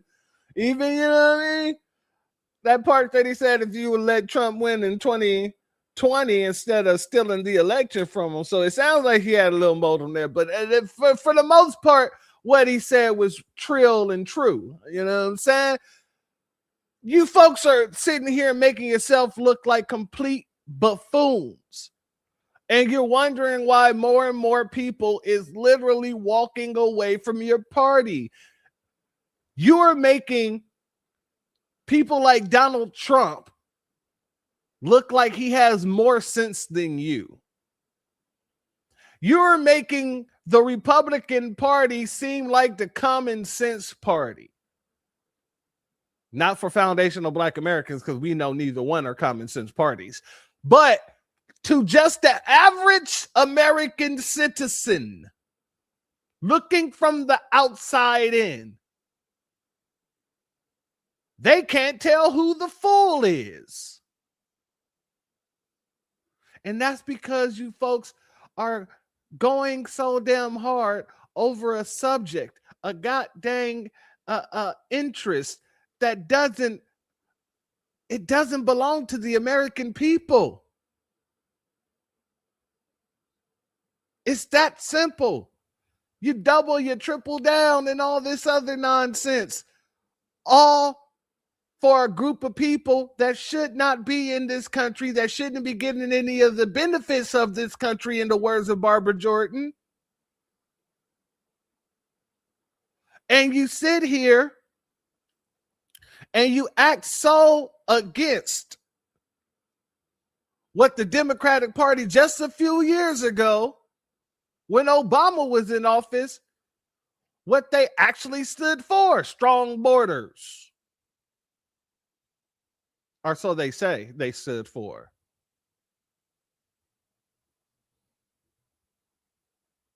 You're hypocrites. That's what it is. Now, since this man brought up the Super Bowl, I have to get into this section here. Hey, Republicans, just so you know, you ain't safe either. You ain't safe either, man. You got your boy Little Nicky in there stirring up all kind of trouble right now. Hell, Lil Nicky is out there basically telling you Nabiscos the rules of engagement nowadays. Yeah, Little Nicky is talking like he Big Nicky. We got to get over here. Let's get over here, family, because apparently some of the Magites have some issues with, Bad Bunny and his Super Bowl performance being in Spanish. And Lil Nicky, he has something very, very interesting to say about that. So let's get into what Lil Nicky had to say there. I'd rather not. $30, even if you enjoyed it. I was hopeful you better articulate why a Latin halftime show celebrating their culture was unacceptable for an American sporting event as iconic as the Super Bowl. I thought you were going to tell me something I already thought. I wanted to hear my opinion reinforced. Hold on. Let me run that back, family. I'd rather not. $30, even if you enjoyed it. I was hopeful you better articulate why a Latin halftime show celebrating their culture was unacceptable for an American sporting event as iconic as the Super Bowl. I thought you were going to tell me something I already thought. Now, I'm going to read the comment because the comment sounded a little bit quicker. It says, even if you enjoyed it, I was hopeful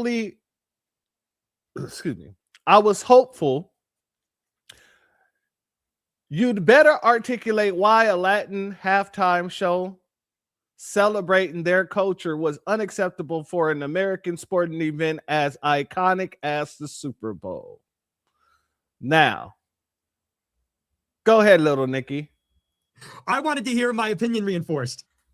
The Super Bowl is in America, leaving England in America. Good point.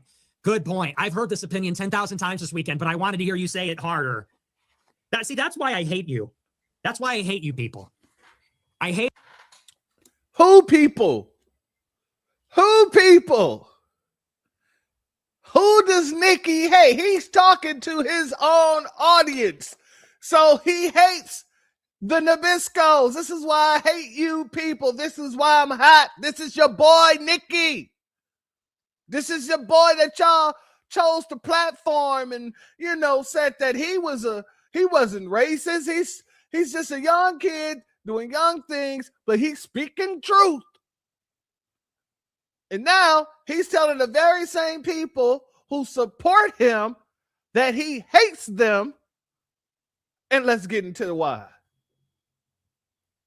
That's why I hate you people. I don't like ugly, stupid freaks. I don't like ugly, stupid freaks. Here's why I don't like you people. Because, so the Super Bowl halftime shows in Spanish. Stop the presses. Call the National Guard. Everybody is saying exactly the same thing. It should be in English. The fuck? The country speaks English. The song should be in English. And okay, so we've all heard that. We all sort of agree. Okay, we all kind of agree. We've all heard that. Everybody tune into the show because notice he said we all sort of agree. We all kind of agree. No. It sounds like you don't agree. It sounds like you wasn't too pissed off yourself there, buddy. I mean, your last name is Fuentes, ain't it? So I wonder if anybody in his family speaks a little Espanol. I wonder if he thinks that it's okay because he didn't think nothing of it growing up in his household. Just a question. But let's let him continue. they want to hear me say it, though. We all sort of agree. We've all heard that. And you want to tune into the show to hear me say it? The show should be in English. I think if the show's in Spanish, that's not English. The show should be in English. And why? Why do you want to? You want to get up on the coffee table? Yeah, the show should be in English. I mean, like, why? I don't know. It's just so low IQ. I have been doing this for long enough in my life that I'm just sick of, I'm just tired of it. I'm sick of it. You know, you want me to get, so everybody can get up out of their recliner chair. You can get your fat ass up off the chair. Yeah. Whatever. Who gives a shit? Who gives a shit about any of it? Nigger Ball brought to you by beer and sports gambling. Here's your. Oh, so you have to throw us in there because you realize you freaked up, didn't you? Nick realized he messed up because he told the Nabisco what he really thinks of him. Oh, let me get on their good side by throwing in a little bit, sprinkling some racism against the blacks up in there. They'll forgive me after that. They won't even mention it after that.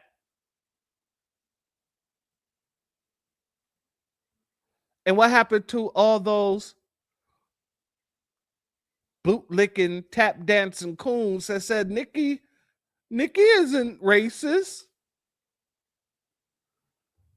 He just be speaking the truth, you know. He just wants to hold people accountable, but Nikki isn't racist. Seems like it to me.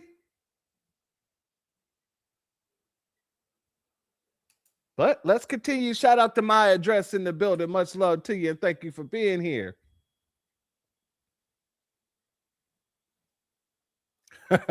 He's tapping into his conquistadorian ancestors.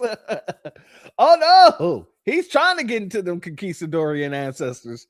He definitely trying his hardest by sitting here. He's dictating right now to the Nabisco. This is rules of engagement he's doing right now to the Nabisco. And we're going to get into why he feels so bold to do so. But let's get back into it. Go ahead, Nikki. Finish up. Goy Ball brought to you by gambling and Miller Lite. Goy Ball. Oh, my nigger just scored a point. Brought to you by, what is the gambling site? Brought to you by Dave Portnoy and DraftKings. It should be in English. It's like, I mean, come on already. Well, it was acceptable last year because it was Kendrick Lamar. The Ebonics was in English. Like I said, he's bringing up us to kind of stray away from the fact that he's putting on the cape for Bad Bunny. That's what he's really doing here. He is quite literally putting on the cape for Bad Bunny. And Hispanic people as a whole. Oh yeah, Miss. He think he's eating. He always got that smile, that look on his face when he think he's eating. Remember when he was talking about making a sandwich to Kansas Owens, and then he leaned back and said, "Yeah, that's what I do. Yeah." And he gave this little smile right here. Shout out to you, Miss C. Much love to you. Let's let him continue. I need my Ebonics to be in English. I need my bubblegum pop garbage. I need my degenerate Jewish pop garbage to be in English when I watch my black people play ball while I gamble my money away for the Jews. Like, okay, really? Like, can we all grow up? Wait a second. This country that's a quarter Mexican now has a Super Bowl in Spanish? What the heck? It's like, okay. Wait a second, Nikki. Why are you highlighting the fact that America is a quarter Spanish? I thought this was a white man's country. I thought you said that you wanted to remain a white man's country, and now you're admitting that it is 25% Hispanic? Oh, Nikki. I know some of his followers was punching air after this. Whew, okay. Let's go. Shout out to Andrea. She said he's eating tacos during break time. That's all he's eating. Oh, every break they take, he's going into eating a taco. And he's making sure it's those real authentic Mexican tacos too, so he can tap back into his roots, so he can piss these Nabiscos off even further, he said.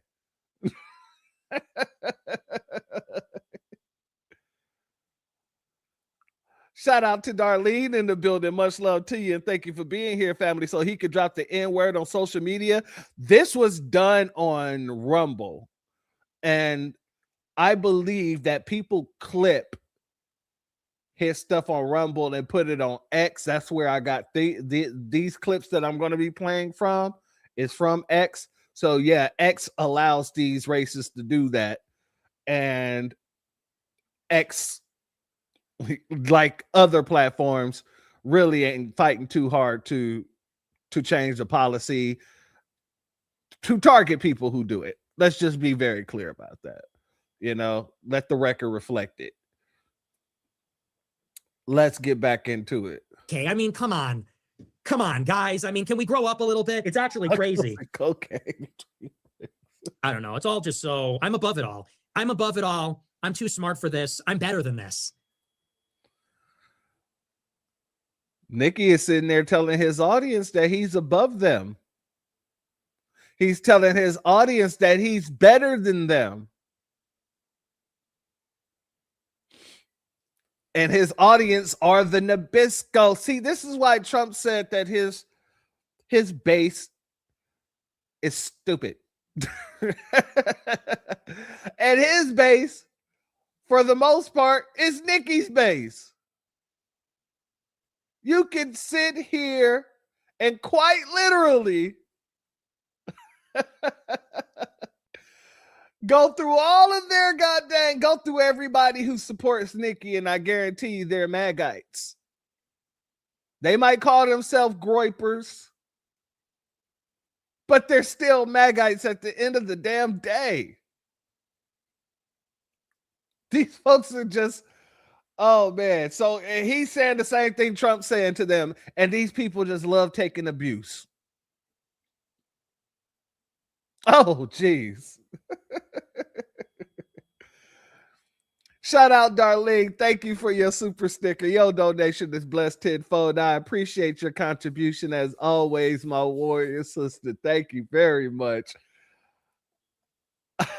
As Rick James said, rest in peace. Oh, it's a hell of a drug. It's a hell of a drug. Let's go here. Let's let them continue. And I'm better than you. Okay. You want to, here's my honest to God opinion. If you want to complain about the Super Bowl in Spanish, seriously, go watch Matt Walsh. Okay. Go watch Goyim TV, not the based one. Go watch Goy Matt Walsh, who can never talk about the Jews, and watch him shake his fist as an angry white man about how the Super Bowl's in Spanish. You want your sweet release. Okay. You cuck. Okay, you fucking white cock. You want your release? You want an angry white man to say I'm mad as hell that the Super Bowl's in Spanish? Go watch Matt Walsh, the Goy, and get. Does it sound like he got animosity He called him a Nabisco cock. A cuck. What the hell ever. This dude is out here really flashbanging right now. Okay, you fucking white cuck. You want your release? You want an angry white man to say I'm mad as hell that the Super Bowl's in Spanish? Go watch Matt Walsh the Goy and get your release. Okay? That's my honest to God opinion. It's like everything. You know, you're not telling us to vote for Trump. You're not telling us that Israel killed Charlie Kirk. He is playing with his nose a lot, ain't he? He is playing with his nose a lot. Mighty Morphin Powder Ranger. Oh yeah, that's definitely, he's playing with that nose like a mug. I can tell you that much right now. You're not telling us that the Super Bowl halftime show should be in English. Okay, go watch TV for Goyim then. Okay, and yeah, get mad at the Super Bowl, vote Republican, like knock yourself out. If that is what you're interested in, which is reinforcing your opinions, giving a release valve to your outrage about the latest cultural thing, go watch Blaze TV. We don't do that here. We don't play that game here, okay? Politics is what we do here. Politics is what we do. Hot takes is what we do. Humor, comedy. See, I got him laughing. Told you, comedy is what I do. Other stuff, go watch something else. I'd rather not. One might say you do a little of the cocaine, Nikki. Another thing that people say that you do is other men. But I digress. Shout out to Ali Alex in the building. Much love to you. He looks like Lucky Charms. Put the green hat on him. Put the green top hat on him. I guarantee you that's exactly what he looks like. And shout out to Dewan B once again. That man said that this dude looks like, he said, I cannot take anybody seriously who looks like Montana Max. That right there killed me because I used to love Tiny Toon Adventures, and Montana Max was always this funny looking ass little kid. So that's exactly what this dude looks like to me as well. He looks dead on Montana Max.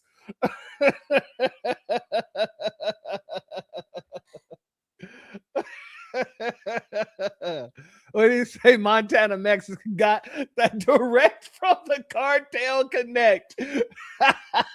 Hey, he got the money. He definitely got the money. Shout out to George Trust in the building. Much love to you and thank you for being here.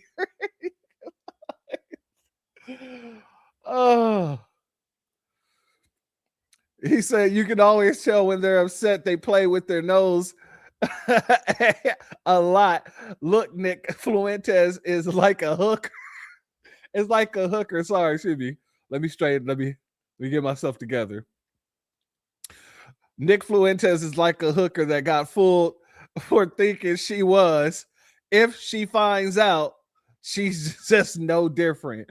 Family, Nick, I'm be 100 with you. I'm just gonna call it here. He was playing with his nose. He was way too amplified not to be playing with his nose. Let's go here, family, because he had to double down on that. The halftime show was in Spanish and all performers were brown people. The message was, this is what America looks like, a mosaic of Latin peoples. Clearly it was political. Clearly it was a middle finger to white people. Weird day. Are you even a white nationalist at this point? The halftime show was in Spanish and all the performers were brown people. That's what they sound like. Hey, that sounds like they want diversity, right? It's what they said with Kendrick. Why was there no white people up there? Anyhow, the message was, this is what America looks like. A mosaic of Latino people. Clearly, it was political. Clearly, it was a middle finger to white people. Weird take.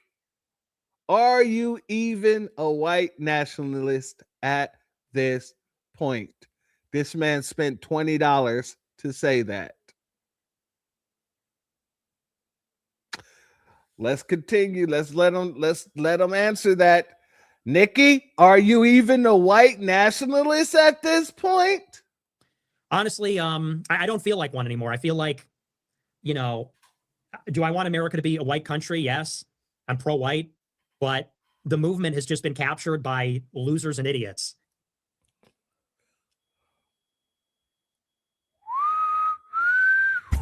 Damn! So yeah, he said he's no longer a white nationalist. He said he wants America to be for white people, remain for white people. But what white people if he don't like white people? He just said, this is why I hate you people. You dumb, fat, white piece of trash is basically what he called y'all. He basically told y'all in his own little way, sit down and shut the fuck up, bitch. And y'all took it. So he ain't talking about your kind of white. What kind of white must he be referring to? Oh, could he be talking about the Latino white? You know, because that's the white he is, ain't it? Oh, yeah, I think he could be speaking about that. And now, let's hear what else he has to say. And I'm kind of just done pandering. I fucking hate these people. He just admitted that Nikki Fuentes has been going around pandering to the Magites, to the Nabiscos. And if he's been pandering, he's admitted to going around pandering. Can you trust anything that he says? Anything at all? Let's continue. That's how I feel about it. You know, when I look at what the movement has become, like the kind of impulses that have captured it, it's just kind of depressing. And I've always been forward thinking, and I've always been heterodox, and I've always been progressive in a way. And increasingly, I don't feel like I fit in with that anymore. You know, so no, I don't think I'm like you, because now it's turned into, it used to be the case that if you were against white genocide, if you're pro-white, if you're against immigration, like that is what it meant to be on our side. Now it's like you have to be a Republican culture warrior.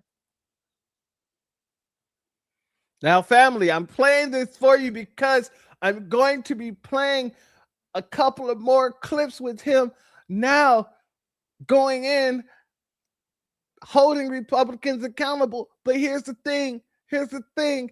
Nikki just quite literally told his whole damn group, his whole damn Groyper group, his whole damn audience that he has always been progressive in a way. He's always had these progressive type thoughts in a way. Nikki has just admitted to quite literally being a Democrat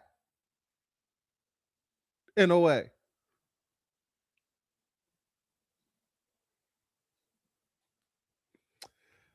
Let's continue. Shout out to my address.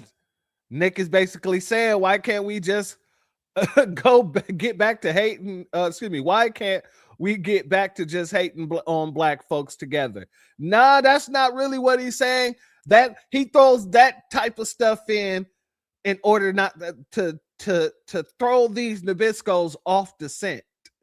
That's what he's throwing the hatred of black Americans in to do. He's trying to throw them off the scent because for all this time, you know, he's been talking against all the things he's saying now, and now he's completely flipping. He's doing a complete 180, and people 9 times out of the 10 it's like, what the hell is going on here? This is not the Nick Fuentes I listen to. I don't know who this Nick Fuentes is, but I don't typically like this Nick Fuentes. And so he throws in the trashing of blacks so that he can kind of talk that little bull stuff to them and then say, but I'm doing this in the name of white supremacy. So yeah, I'm wagging my finger at you, but don't forget I'm a white supremacist too. So this is just white supremacists talking to another white supremacist about the way we operate. So what he's quite literally do is setting the rules of engagement. And they're letting them. And they like it. And I'm going to show you how I know they like it. But much love to you, and thank you for that comment, family. Let's get back. Let's let them continue. I have to be spun up about the Super Bowl halftime show. It's just so low IQ. It's so low IQ. It's so monotonous, so repetitive. Now Nikki is calling his audience what they've been calling us. It's no fun when the rabbit got the gun. This is the man they wanted to platform. This is the man they wanted to put on their shoulders. Let's continue. You're screaming at the halftime show because it's in Spanish. Okay, I mean, am I supposed to do this performative outrage? Why? I'm supposed to get up out of my seat? Who gives a fuck? You know? So I just don't. No, I don't think I fit in anymore because, you know, I'm telling you this. We've reached the high watermark of that stuff. I've been doing this for 10 years. I was into this before it was popular, before it was mainstream, and now it's filled with a bunch of complete fucking idiots. And it's really just turned into signaling that you're a part of an in-group. And we're all going to have the same take, and we're all going to have the same opinion, and we're all going to say the same thing, and we're all going to engage in this elaborate performance. I don't know who it's for, why. We're all going to perform outrage. We're all going to perform and do the same jokes, and we're all going to have the same talking points. And I don't know. It's no longer interesting to me. It's no longer interesting. It's not funny anymore. It's not edgy. It's really just become a drag. Shout out to the Hula Gang in the building. Much love to you. Thank you for being here, family. It seems like they're getting bored. Seems like they're getting bored. Isn't that what he just said out of his mouth? Seems like they're getting bored now, all saying the same stuff every day. That's what he just said, right? MAGA isn't what they thought it would be. And I agree with you. And Nick here is admitting that he's getting bored with playing nice. He's getting bored with pandering to these people. So he's coming out giving them exactly what he feels.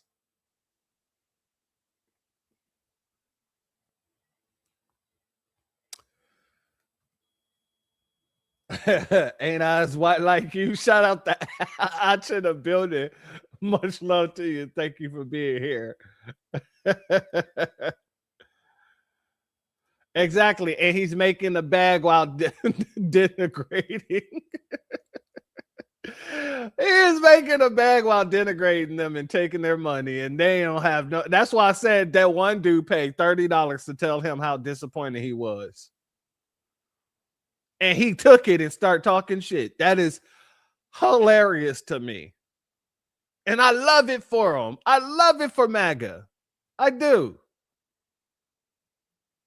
because all you got to do is convince people that you're anti-black. And they will give you all of their money. And now he's saying, hey, Nabisco, I hate you too.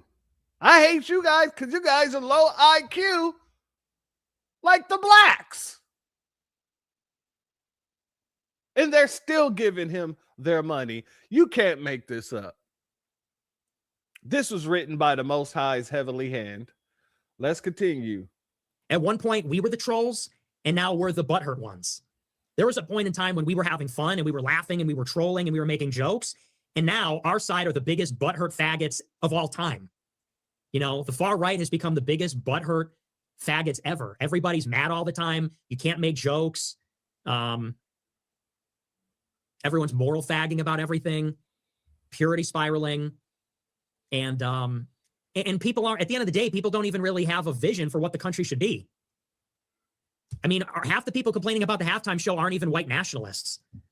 They don't even know what the fuck they are. They just have these grievances.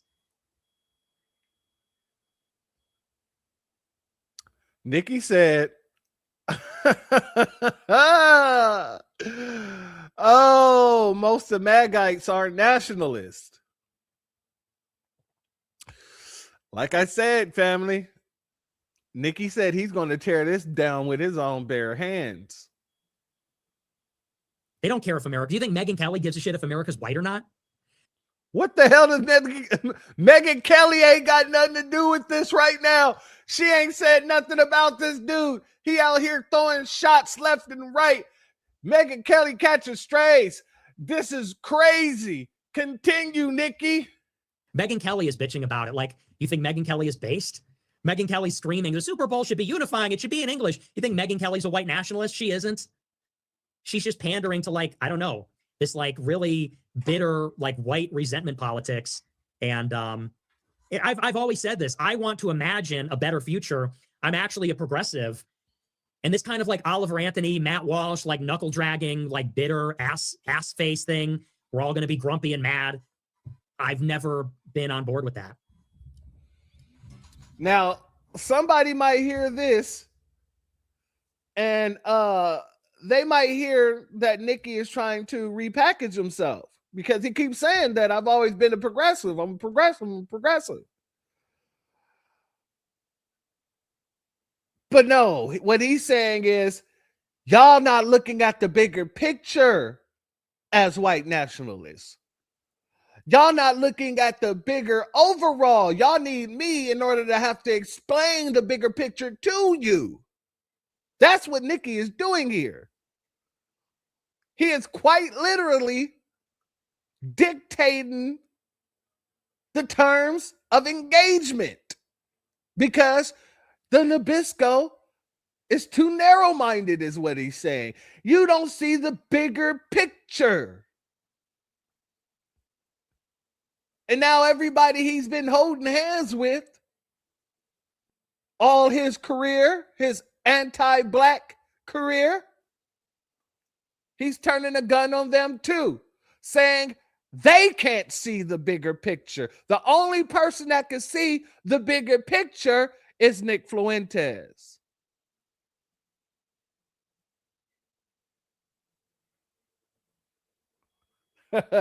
Exactly. He's coming out as a white identifying nationalist.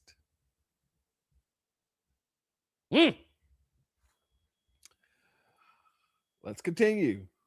I've always seen it as defeatist and fucking pathetic and basically just this big loser mentality. So, yeah, you know, the halftime show was in Spanish. Oh, I didn't know that. You're telling me for the first time. It's like, okay. The message was America is full of Latin people. Well, you know, it is. So, I mean, are we going to, or do we live in reality? The message is America's full of Mexicans. Okay, America is like a quarter Hispanic. So, like, I don't know, like, get real. Family, I know the Nabiscos was punching air when he said that part right there. The more he says that, the more he's reminding the Nabiscos that this is not a white country, no matter how many lies have been told, no matter how many times they tell each other it is.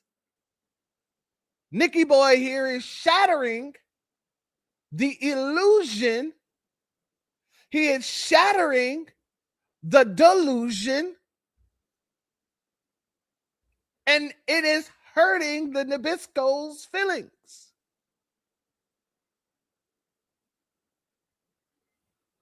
Let's get into it. Let's get back into it. Shout out to our brother Still Kevin Trees. He said this is some tether warfare. Yeah. The Nabisco's got they tethers too. Let's continue. It was clearly a middle finger to white people. You know, I didn't really feel like that at all. It just, that message wasn't really there. Really? Nick said he didn't really feel like it was a middle finger to white folk. That message wasn't really there. Bad Bunny got on stage and shouted out all the Latino countries around the globe.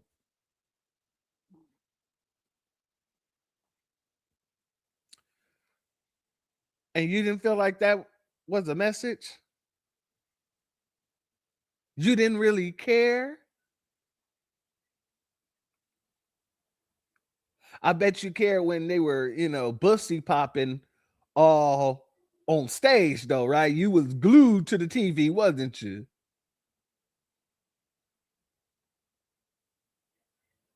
He got pictures of Bad Bunny up in his closet. He don't want nobody to know, so he put his clothes in front of it. When he goes to see the picture, he got to draw back his clothes. He got a whole shrine in his closet of Bad Bunny.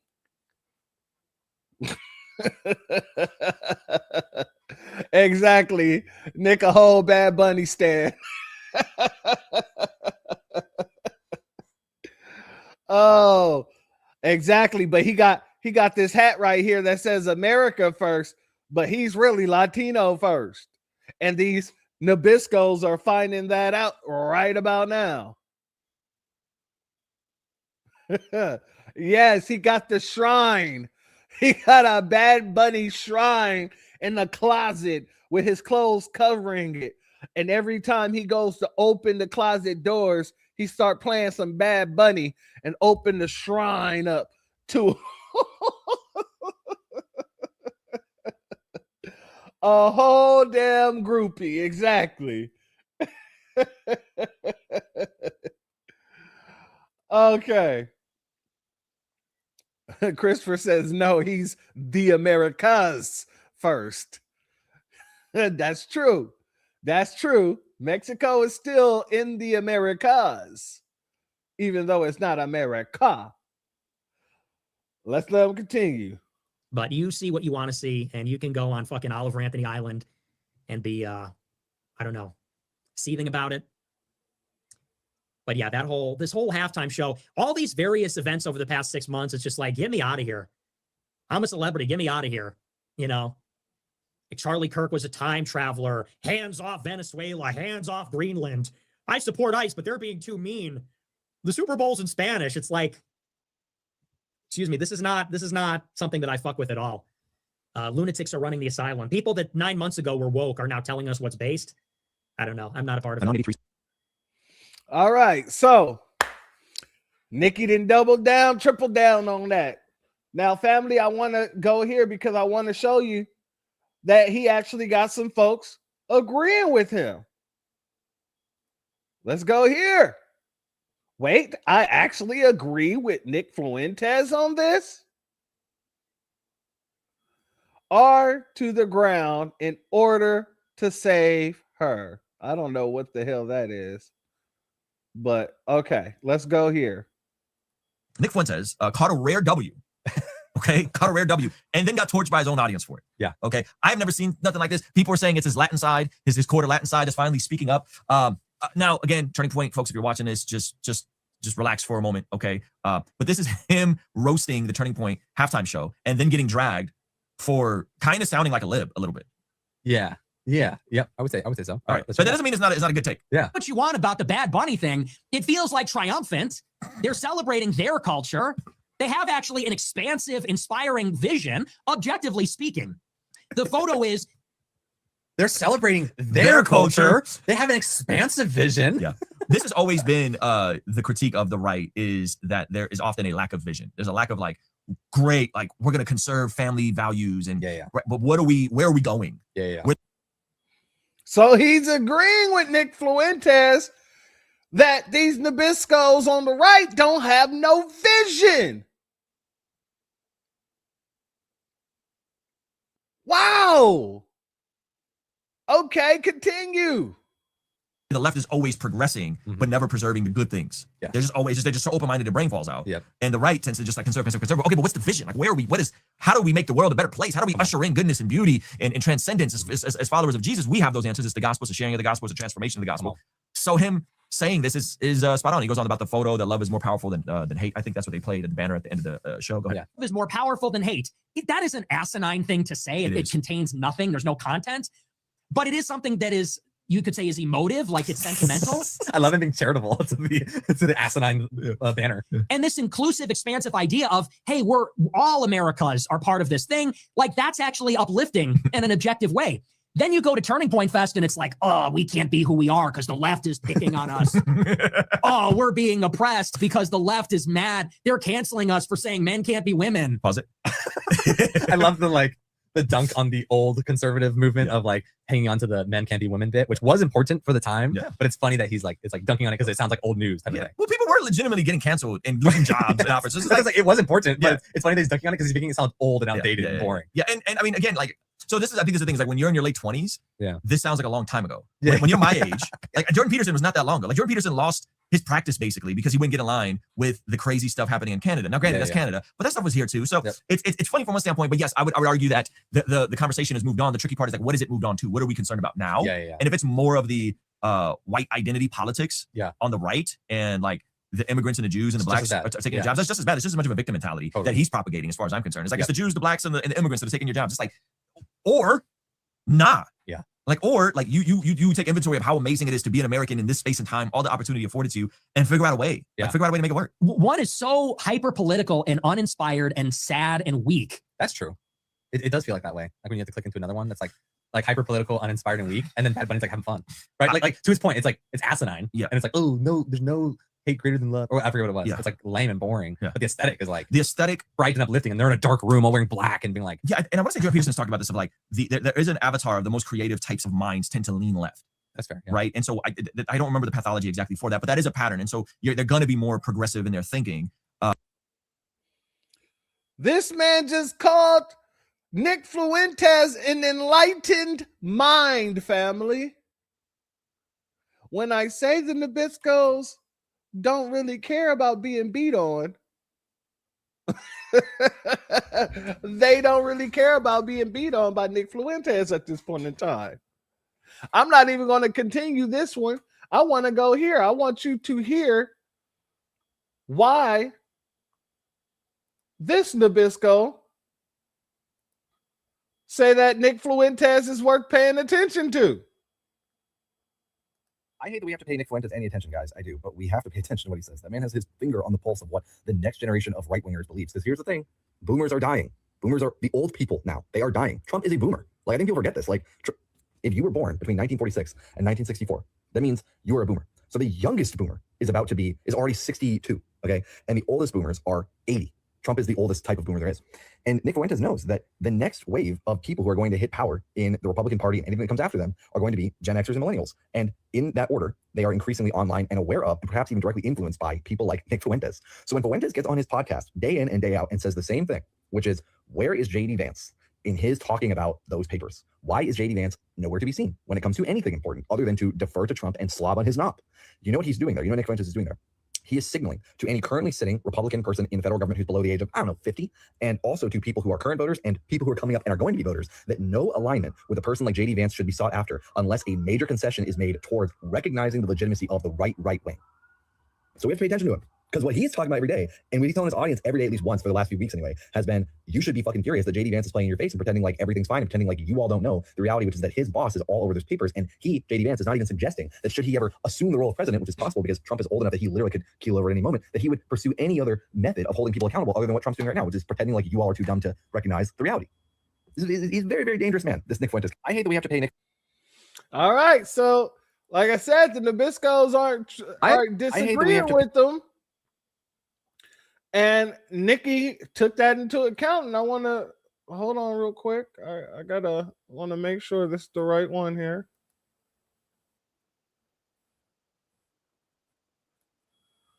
One second here. That's not the one. Hold on 1 second, family. All right. Let's go here because Nikki, like I said, he's being very open with his critiques of the Republicans. He's being open with his critiques about everything that's happening with these Magites. He's been very, very open. So now he's telling people, hey, I've been open. Y'all the ones that just ain't been listening. Excuse me, hasn't been listening at all. Let's go here, family. And it's like, hey, I'm on the show every night telling you what my end game is, what I want, what my purpose is. It's really simple. All we're asking the GOP to do is what it promised its voters it would do. It's not my fault you didn't hold up your end of the bargain. But that's the thing. They think I am doing this to them. They think I am doing this to America. I'm not doing that. You did it to yourself. You promised to release the Epstein files, then you covered them up. I didn't do that. I didn't create that problem for you. You promised mass deportations, then you refused to do job site raids because big business didn't want it. You did that, not me. You promised to cut $2 trillion in waste, fraud, and abuse. Then you packed it up after 3 months. I didn't do that, okay? And it goes on and on and on. You said we were going to get tariffs. Then you fucked it up and walked them all back after 2 weeks. You promised no new wars. Now there's 2 aircraft carriers in the Middle East getting ready to bomb Iran. But it's my fault. You made promises. You broke them. You say you're something else. You say you're America first, and every single time you run the same playbook and you betray the voters. And then you expect them to come back for more. And I'm the patriot. I'm the independent. American independence. I'm the one that says I won't vote for it anymore. I'm not going to vote for it. I'm not going to tell other people to vote for it. You're not entitled to that support. And by the way, what has the GOP ever done for me as a person? All I've been told for 10 years is that I'm the worst person ever. I'm a cretin. I'm a freak. I'm racist. I'm a Nazi. I'm a Fed. I'm all the GOP has done is like ban me from events, slander me, attack me, fire people affiliated with me. Now they expect me to give them all my support. Not going to happen. So basically what Lil Nicky just said is fuck him, goddammit, and fuck anybody with his ass. Yeah. And like I said, family, Little Nicky has become more of a problem for the Republican Party than they has ever thought. Tucker Carlson putting him on his show could not pacify him. Candace Owens having a sit down with him could not pacify him. And now he's out here shooting everything with the gun like a rabbit would do if you was to hand the rabbit the gun. Shout out to our good brother Breeze Omega in the building. Much love to you, and thank you for being here, my good brother. Now, why does he feel so goddamn emboldened? Well, like the Nabisco man said before him that I played, it's due to the fact that, you know, a lot of the boomers are passing away. But family, the Nabisco also aren't regenerating. They're not repopulating. As a matter of fact, it ain't gotten to the point where for the first time in history, minority births make up the majority in the United States. New studies find. Oh, yeah, let's get into it, family. It's not just the fact that the old heads are passing away. It's that he's looking at this situation here, I'm pretty sure, saying he don't have to pander to you guys no more. You're not even the majority. Let's go. White births in the U.S. have fallen below 50% for the first time ever. That's among the findings in a new study published today by professors from the Zucker School of Medicine at Hofstra Northwell. One of those researchers, Dr. Amos Grunebaum, calls it a historic milestone. Minority women were now the majority. The majority of births in the United States for the first time. The study analyzed CDC data on 33 million births in the U.S., tracking trends by the mother's race and ethnicity. It revealed white births at 49.6%, while other groups taken together, including Hispanic, Black, and Asian, made up 50.4% of all births. The analysis also offered an explanation for the shifting demographics. Among Hispanic women, they have children usually at an earlier age, and they have more children than white women have. White women usually delay childbirth. It's a known fact, and they have less children. Coupled with well-documented disparities when it comes to maternal health for minority women and children, Dr. Grunebaum says these findings aren't just statistics. He says current efforts to restrict immigration and cut Medicaid hurt the very women keeping American births alive and growing the country. If you really want to increase birth, if you want to have more babies, as this government has repeatedly said they want to, then we need to address these issues. Sandra Bookman, Channel 7, Eyewitness News. Now, this is from ABC, Eyewitness News.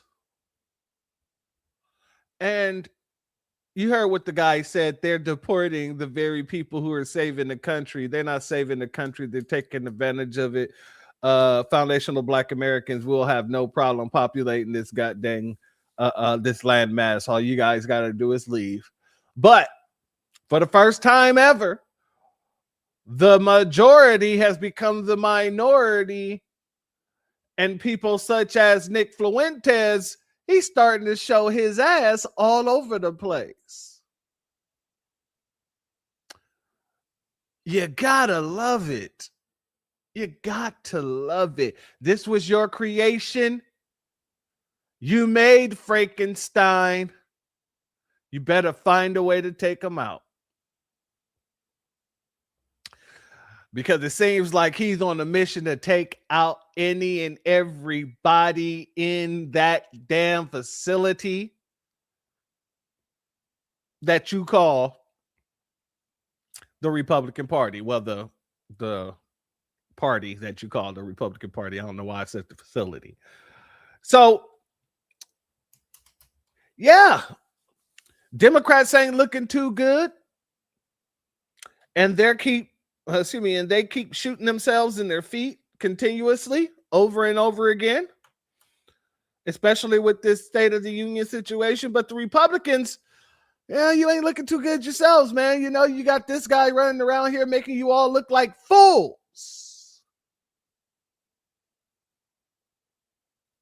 So, hey, it is what it is. I just know it's a great day to be FBA.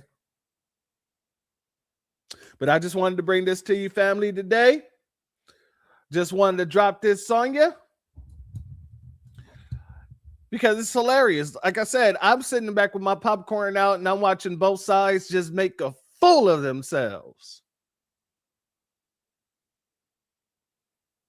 And I'm just laughing because we ain't nowhere to be found on either side. These folks are going to learn. They're going to learn the hard way. Midterms come up.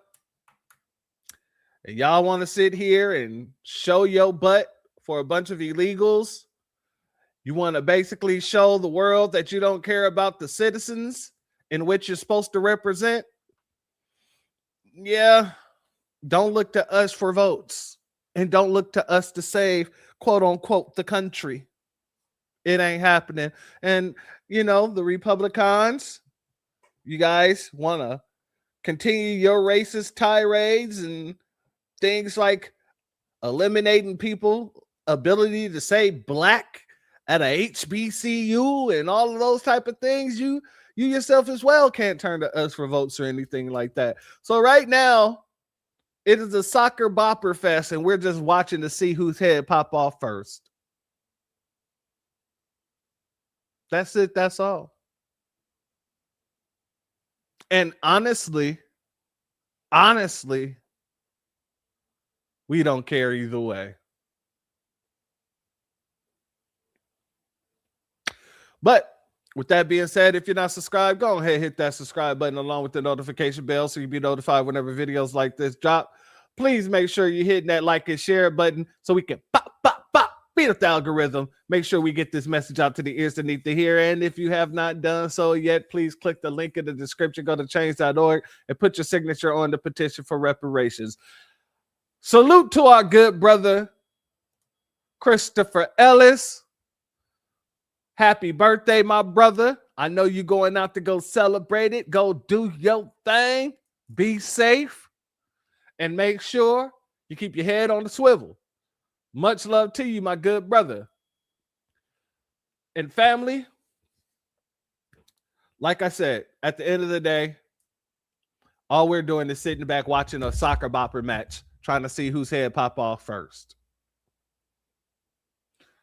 Continue to stay in your FBA bag. Continue to know that none of this stuff got anything to do with us, because if it did, you mention us by name, and I mean mention us by name without bringing up anybody else. Don't mention us and then pivot. Mention us, then pivot. So until you actually do mention us and actually mean some realness. And when I mean mention us, I don't mean just saying our names.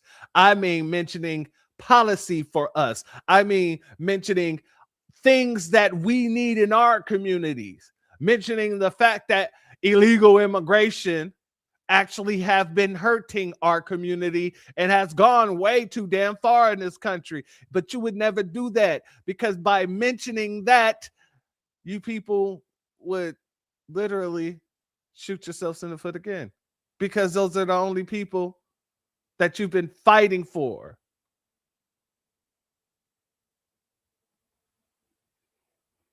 So then people would have to ask and force you to admit that you knew that it hurted us the whole damn time.